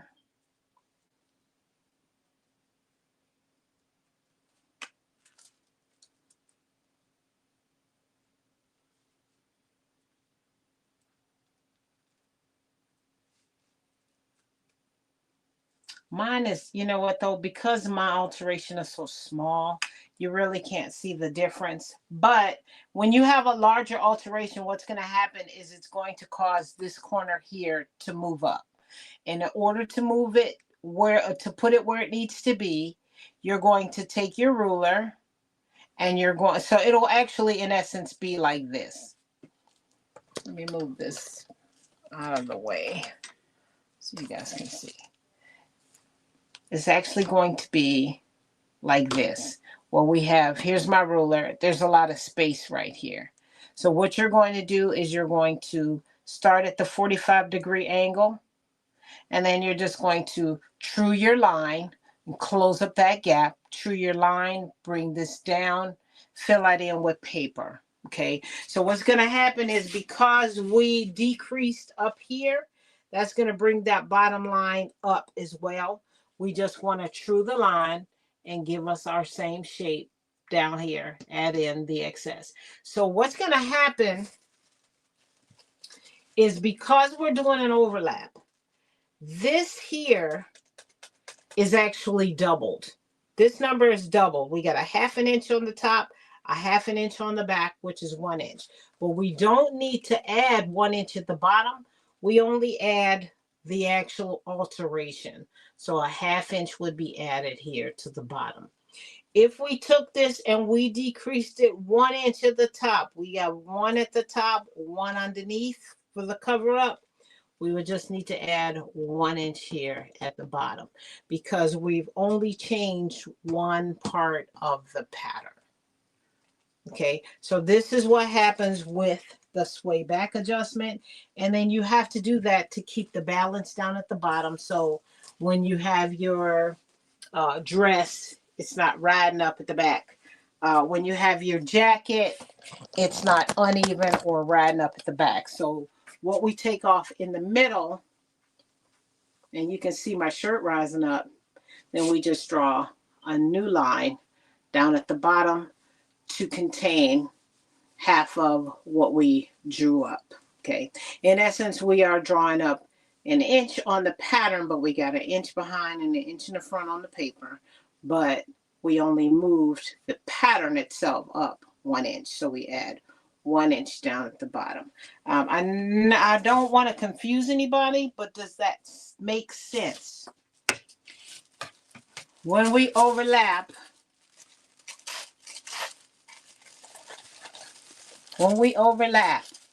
we move one piece of paper. So this is the one that loses a 1/2 inch. Although we got a half here on the front and a half in the back, we got 1 inch, but we've only lost a 1/2 inch on the bottom. So we put that 1/2 inch back on the bottom. That's why we only put half on the bottom. I think that makes a little bit more sense. Okay, because whenever you make an alteration to your pattern, if you're slashing and spreading, you're only going to move 1/2 of the pattern. You're not moving the whole pattern. Okay, any questions on the sway back adjustment? Any questions on decreasing and increasing? So this one is sway backed. You get a better view here. You can see the little dart. This one is sway back adjusted, and then we adjusted the pattern piece 1 inch. Now, since I did this to the back, has to be done to everything else is going to be connected. The other half, the side, and the front. So I have to alter all of my pieces so that when I stitch them together, the top and the bottoms meet all the way around. All right. Same thing for the sleeve. When you're altering your sleeve, you will increase and decrease at the lengthen and shorten lines depending on where you need the alteration. Girl, I got long arms. Girl, my arms are short and stubby. This will determine. If your arms are long, this is an alteration that goes at the wrist. If your forearm is not that long, you can bring it up. If your forearm is longer, bring it down. If you need room in the bicep area, there's a long distance between your shoulder and your elbow, make your alteration at the top lengthen and shorten line. Okay, the elbow is marked on this pattern. That's not something that's normally marked, but if you have an elbow line on your pattern, bring it all the way across so you can actually see where that goes. So we saw on my muslin that 1 inch was enough for me. And the 1 inch is here. I need to decrease it 1 inch. That brought my elbow line up to my natural elbow. Where I want to make the sleeve change, when I said my sleeve was way too big, always make it at here. This is the undersleeve.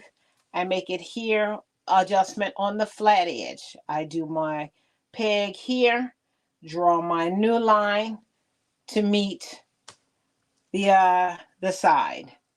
It's just like a blend. I don't want to distort the button area or the vent. There's no need to do that because I can make my alteration here. Okay, and that is on the inside of the sleeve.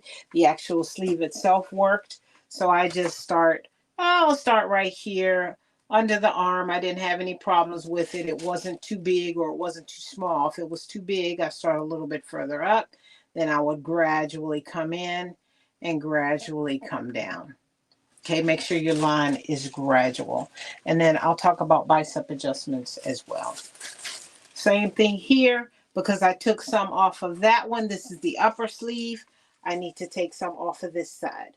The reason why I'm taking it off of this side is because I don't want to mess with the miter or the vent on this side. So I can make my adjustment here. Take off as much as I need to from here coming down and to peg the sleeve. And this would be my decrease. Just draw myself a new line, cut off the excess. Okay, so I would just do it on the outside of the seam. The bicep adjustment is done at the bicep. And I'll use a piece of paper to demonstrate. I'm not going to use my pattern because I don't need a bicep adjustment. So what I'm going to do, I'm going to give y'all full disclaimer. I ain't no artist. So don't y'all laugh at me. I'm going to try my best to draw an arm thing.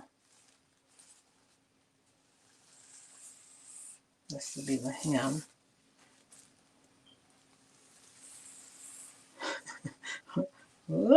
Okay. All right. So this is said sleeve.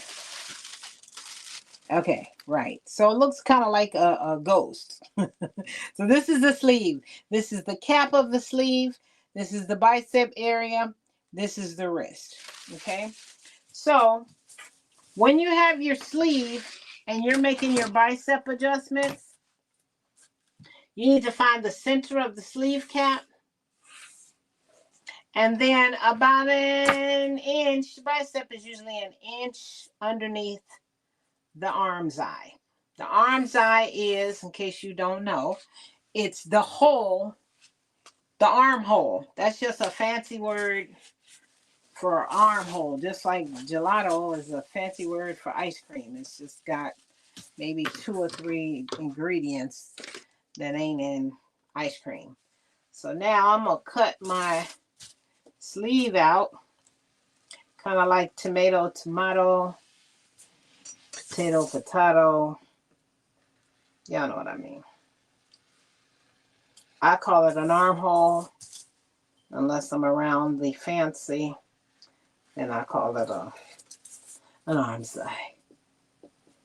But since this is a teachable moment, I'm going to use the real words. So y'all don't be saying, oh, what? What the hell is that? All right. Here is said sleeve. And this is the bicep line. Anybody don't know what the bicep is? Make a muscle. That's your bicep, right where the muscle is. That part of your arm grows, just like when you sit down and your thighs grow or your butt grows. When you curl your arms or move your arms, picking stuff up, the bicep grows and the elbow shifts. Okay, so if you're moving your arm and scratching your head or picking your nose, whatever you do to curl your arm, eat your food, the bicep grows, it contracts. So there could be a chance where this gets too tight. So if it's too tight, we need to open it up to make sure that it's going to fit. So here it said sleeve. And what you do is you draw a cross in the center of your sleeve cap, right? Then you come underneath the arm's eye or the armhole, because if we fold said sleeve, you can see we got the underarm sleeve and then we got the sleeve cap, right? This ain't a bad example. All right, so we draw a cross. If you have a 2-piece sleeve, we're not worried about what's going on in the under. You're going to make your bicep adjustment on the upper sleeve because that's where your bicep is going to be. On your pattern, you may have a little coda, which is that circle and the plus there. That's always at the bicep line, just like you see a bust point. So if you want to take that line and draw it all the way across your pattern, you can. And you can see Here's the bottom of the arm's eye. This is the front because there's a single notch. It's about 1 inch below the arm's eye. Draw your cross. Mark your seam allowance on the sides of the pattern.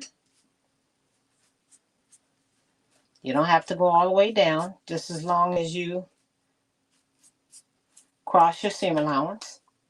Then you have your forearm area. PRM. Okay, got my seam allowances marked, seam allowance marked, seam allowance marked at the bottom. The only time you mark your seam allowance mark at the bottom is if your forearm is tight as well. If this area is fine, then stop. Stop your line right above the elbow. Now you can draw this line all the way across if you want, but make sure you add your seam allowances there. We don't want to cut past the seam allowance. Okay? And now here's what's going to happen. We're going to do our bicep adjustment. At the sleeve cap,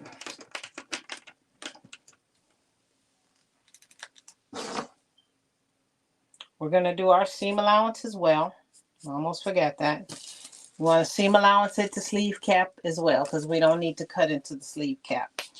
What we need to do though at the sleeve cap is we need to do what's called a hinge. And the hinge is just to keep your pattern flat. So from the hinge, I cut from the top of the sleeve cap to the seam allowance. Okay, that's my seam allowance. And that's so my pattern can float freely. Then I'm going to cut below the seam allowance. And I'm going to stop at my line. And on my vertical line where I stopped, I'm going to go both distances to the seam allowance. And same thing at the cross. And I'm cutting to the seam allowances. Then I take my filler paper, and I'm going to use this sleeve because it'll be easier to see. I'm going to use this brown paper. It'll be easier to see my adjustment here. Okay, now I made my cuts. I did my hinge at the top. I'll bring that a little closer. I got my hinge at the top here. I cut to the seam allowance, cut sleeve to the seam allowance. I cut all the way down to the forearm because maybe I don't want this part right here to be bigger. I don't need this part to be bigger, so I'm going to start right above the forearm.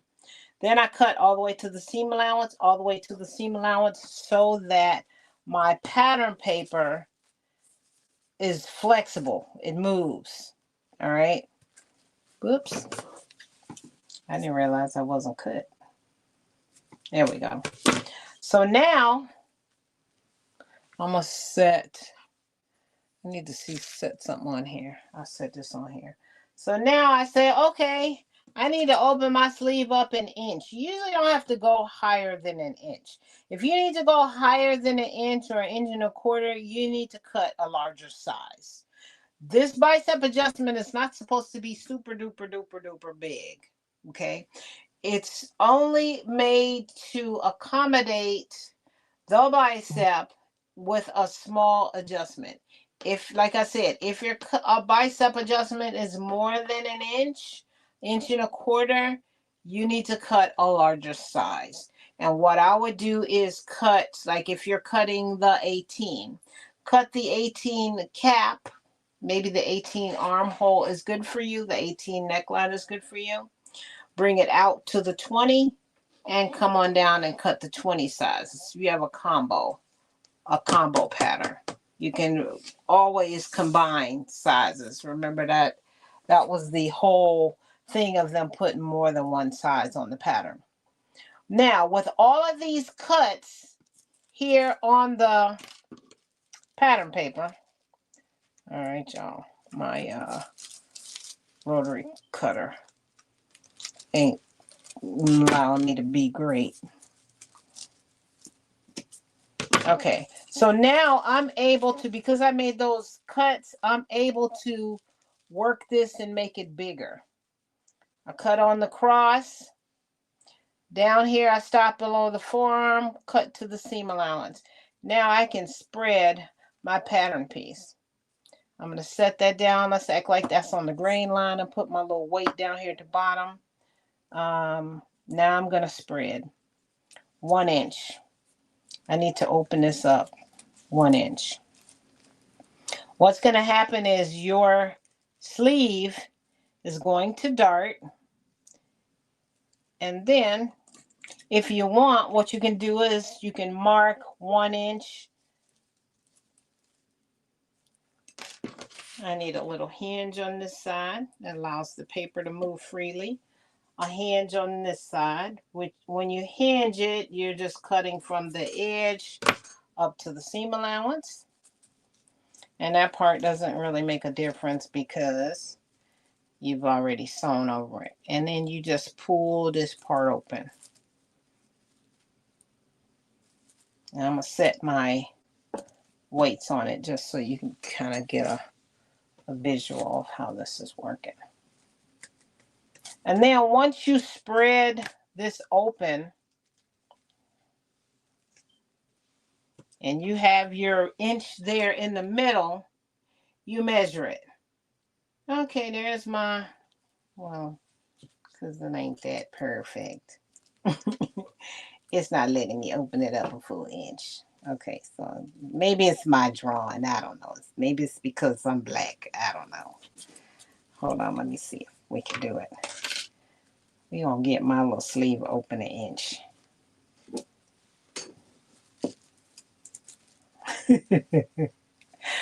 All right, I'm going to put it there. And so now you can see how the sleeve is open in this area. And this is where we need it, across here. We need extra fabric here in the middle. And when you do a bicep adjustment, if you need to true the top, you're probably not going to need to true the top, because this is just because this is my jacked up pattern. You can just bring it, you just kind of free hand it so that it's neat. And although we added fabric here, the arm's eye distance is still the same, so it's going to fit in the armhole. It's just that this part right here is going to be bigger because we opened up the pattern piece and we added room here. Also, you're going to see a little bit of a spread here. And what that is going to do is give you a little bit of ease in the forearm area, because if you needed adjustment at the bicep, let me come down a little bit. You need some adjustment here at the bicep, you may need a little bit of room up in here. So the bicep adjustment just gives you a little room past the elbow, gives you some more ease here, more room here in the middle there.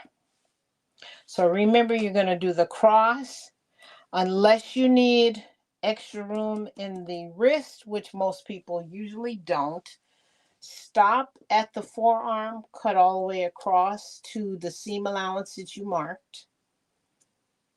And then cut your cross, cut here, and then cut across the bicep area, spread the pattern. Allow it to overlap, allow it to dart, and then you can spread it.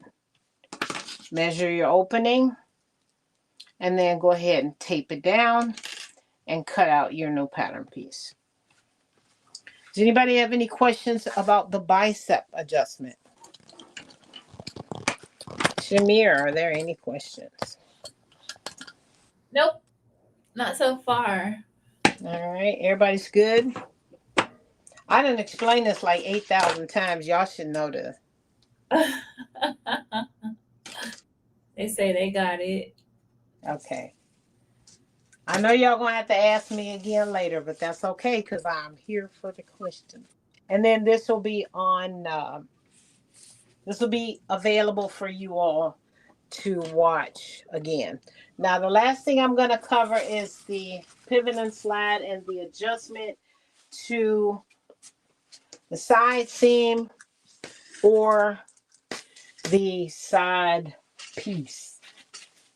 The side piece or the side seam on the front. Get the front piece out.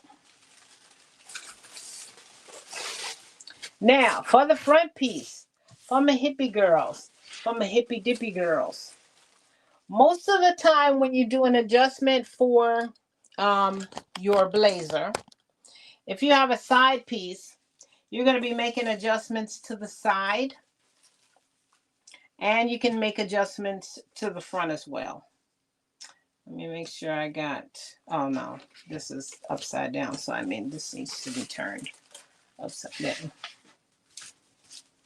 Okay, so I got my notches matched. All right, so you're going to make an adjustment to both of these pieces. Okay, so if you are hippie and you fit across the bust area, which is in this area here, you're going to make adjustments to the hip. So what you need to do is you need to find the waistline, and it's marked here on the pattern. If your waistline is not marked and you've made your length adjustments, right? Because the length adjustment is what we do first in the LCD. That means your waistline is going to be up or it's going to be lower, right? Depending on whether you increase and add fabric or decrease and shorten your pattern.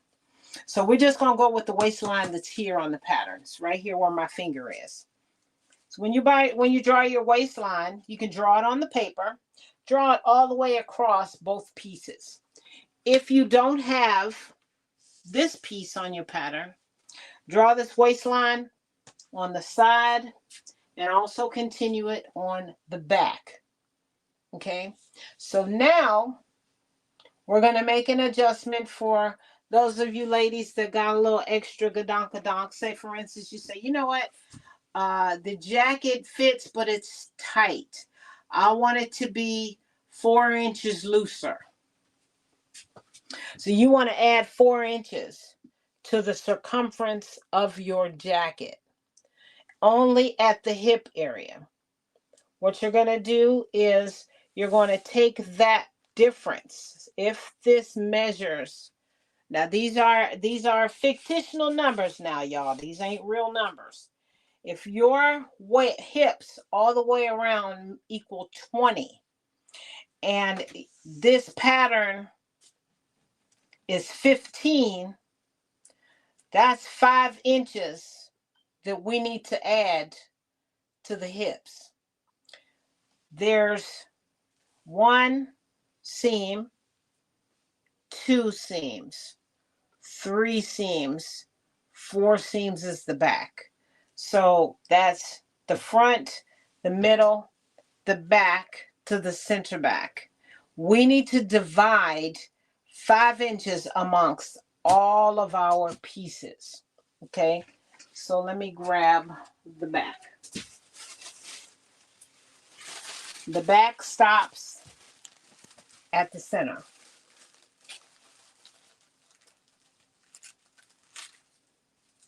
So we want to expand our hips. We need 1, 2, 3, 4.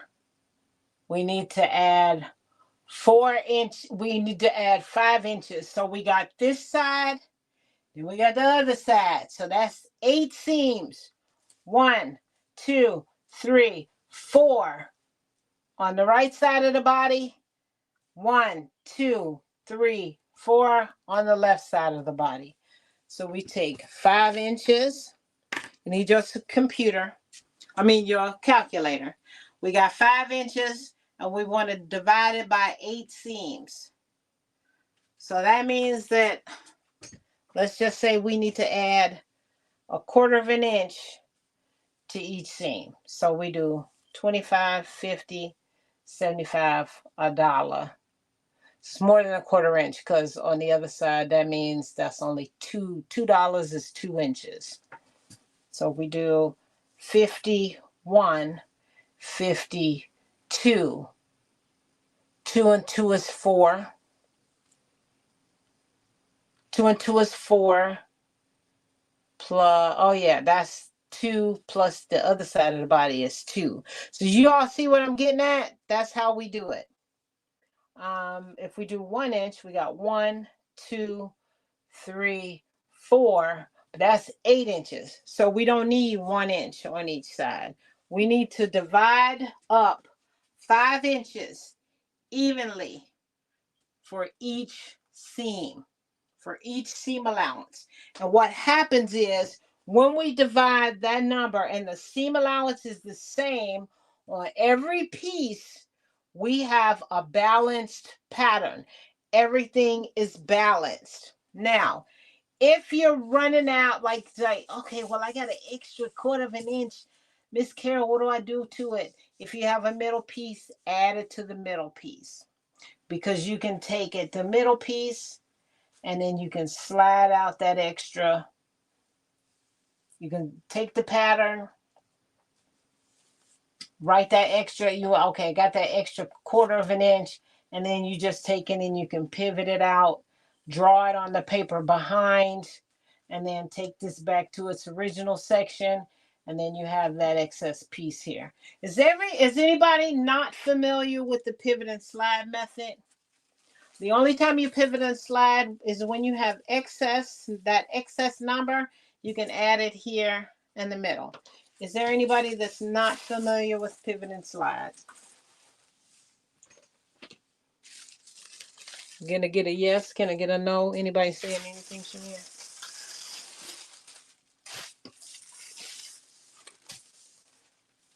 Yeah, Yvette says she's not familiar with that. Okay, let me do a real quick show of the pivot and slide. When you pivot and slide, you mark the seam allowances. Let's say we got 5/8 here and 5/8 here. And so you make an X where you have 5/8. Okay, 5/8 of an inch from the top, 5/8 of an inch from the side. Now this is just a fictitious X. I didn't measure it. So here with pivot and slide, what you do with the pivot and slide method is you take the original integrity of the pattern. My pattern piece is not quite as long. And you draw the shape of the pattern all the way down.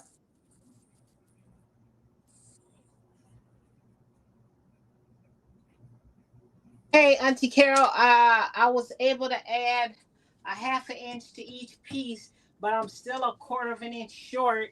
I don't know how to split up a quarter of an inch 8 ways. You can add it to the centerpiece, or you can split it in half and add it to the sides if you don't have a centerpiece. So for your centerpiece, we drew the integrity of the pattern. Then we take a pin and we put a pin right at our little X. That's our marker. And then we say, hey, we need to add that extra quarter of an inch on the side. So you mark 1/4 of an inch here on the side paper, and you take it and you slide the pattern over. And then you redraw the this is because I didn't have it. You slide it without moving, because I don't have the full paper. Then you take the bottom and you slide it over to meet the new piece. Then you start with the integrity of the pattern all the way down. You redraw the pattern line. It's a good idea to use a different color if you have a different color marker. Then we have our new pattern piece.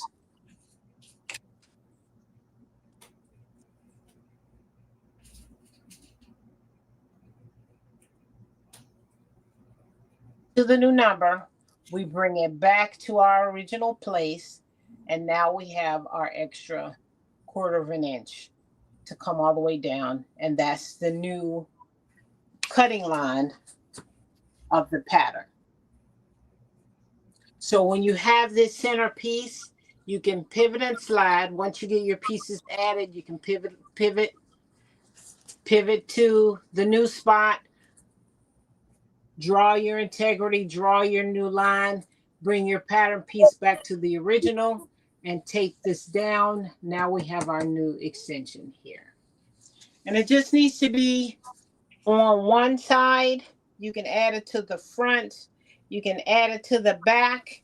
If you have the extra gadonkadonk, then you want to add it to the back, because remember, that's where you need the extra room.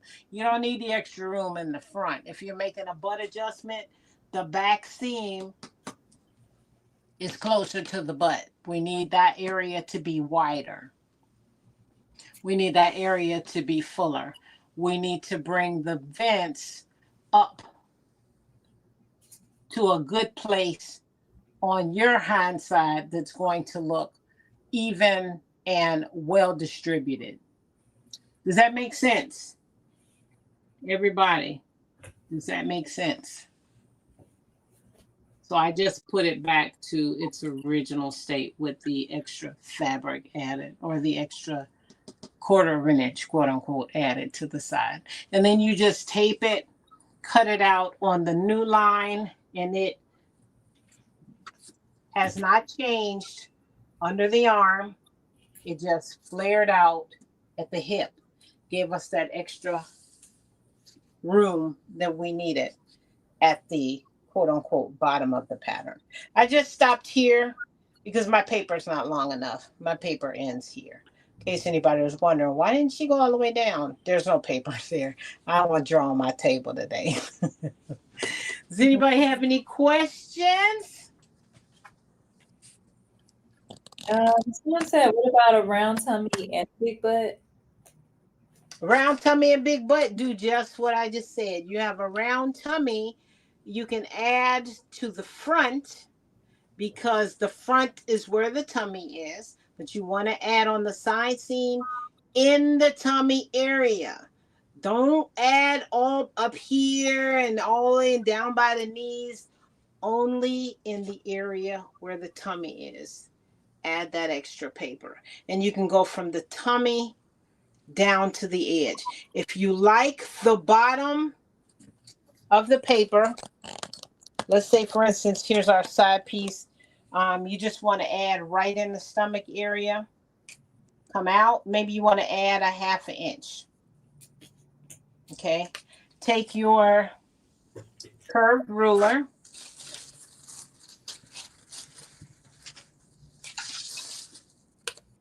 Or actually, when you don't even need your curved ruler, because you can pivot and slide your piece.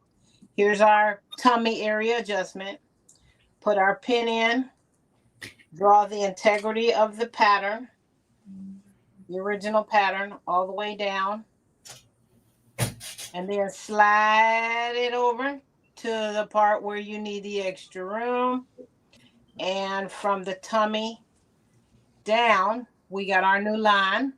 Slide this back to the original place where we were. Let's pivot. This lines are not so straight, but that's okay. So this is the original line. Then we pivot and we slid over to accommodate the tummy. And now we're taking this back to its original position, and we're adding our tape. This part right here stays the same. Then it curves out to the tummy area, and it gives you also more hip room. So you have to decide how much extra room you need on your blazer, but you're going to do the pivot and slide to add excess here. And the only time you need to add excess here is once you divide all of the room going around. When you divide all of your pieces, you have to figure out how many seams you have, divide it up. If you need a little bit, oh, well, you know what, this fits okay, but maybe I need another little 1/2 inch, add it here. Okay, so if you're doing a large number, 5 or 6 inch adjustment, That needs to be split amongst all the pieces.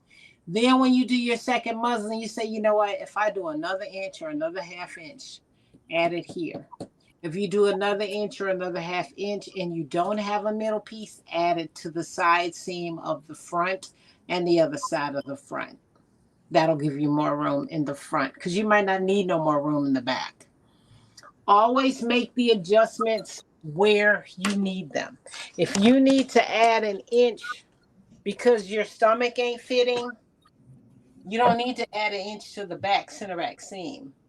You need to add a half inch here, a half inch here to the front piece. Okay, add the fullness where you need it. You don't need it up here. If you need it in the hips, bring it out and add it to the sides. Okay, does anybody have any questions?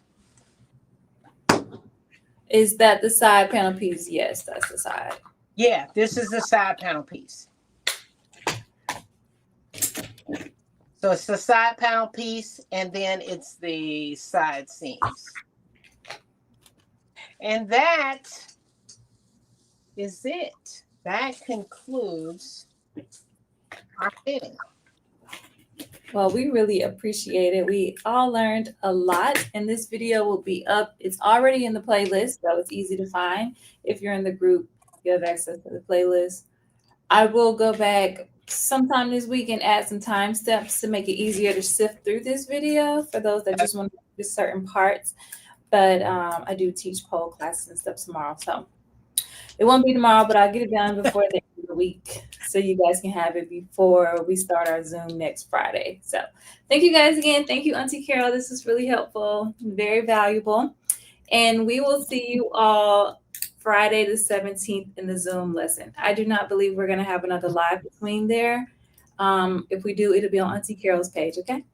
Right. And then too, if we do have another live, if I go live on TikTok, I'll probably go live when I do my full alterations on mine. I'll let everybody know, and then you guys can join me and ask questions. Perfect. Make sure you guys are in the Discord. I will be cutting the channel off in IG on Friday, so please go ahead and migrate to Discord. All right. Okay. Cheers. Bye, guys. Bye-bye.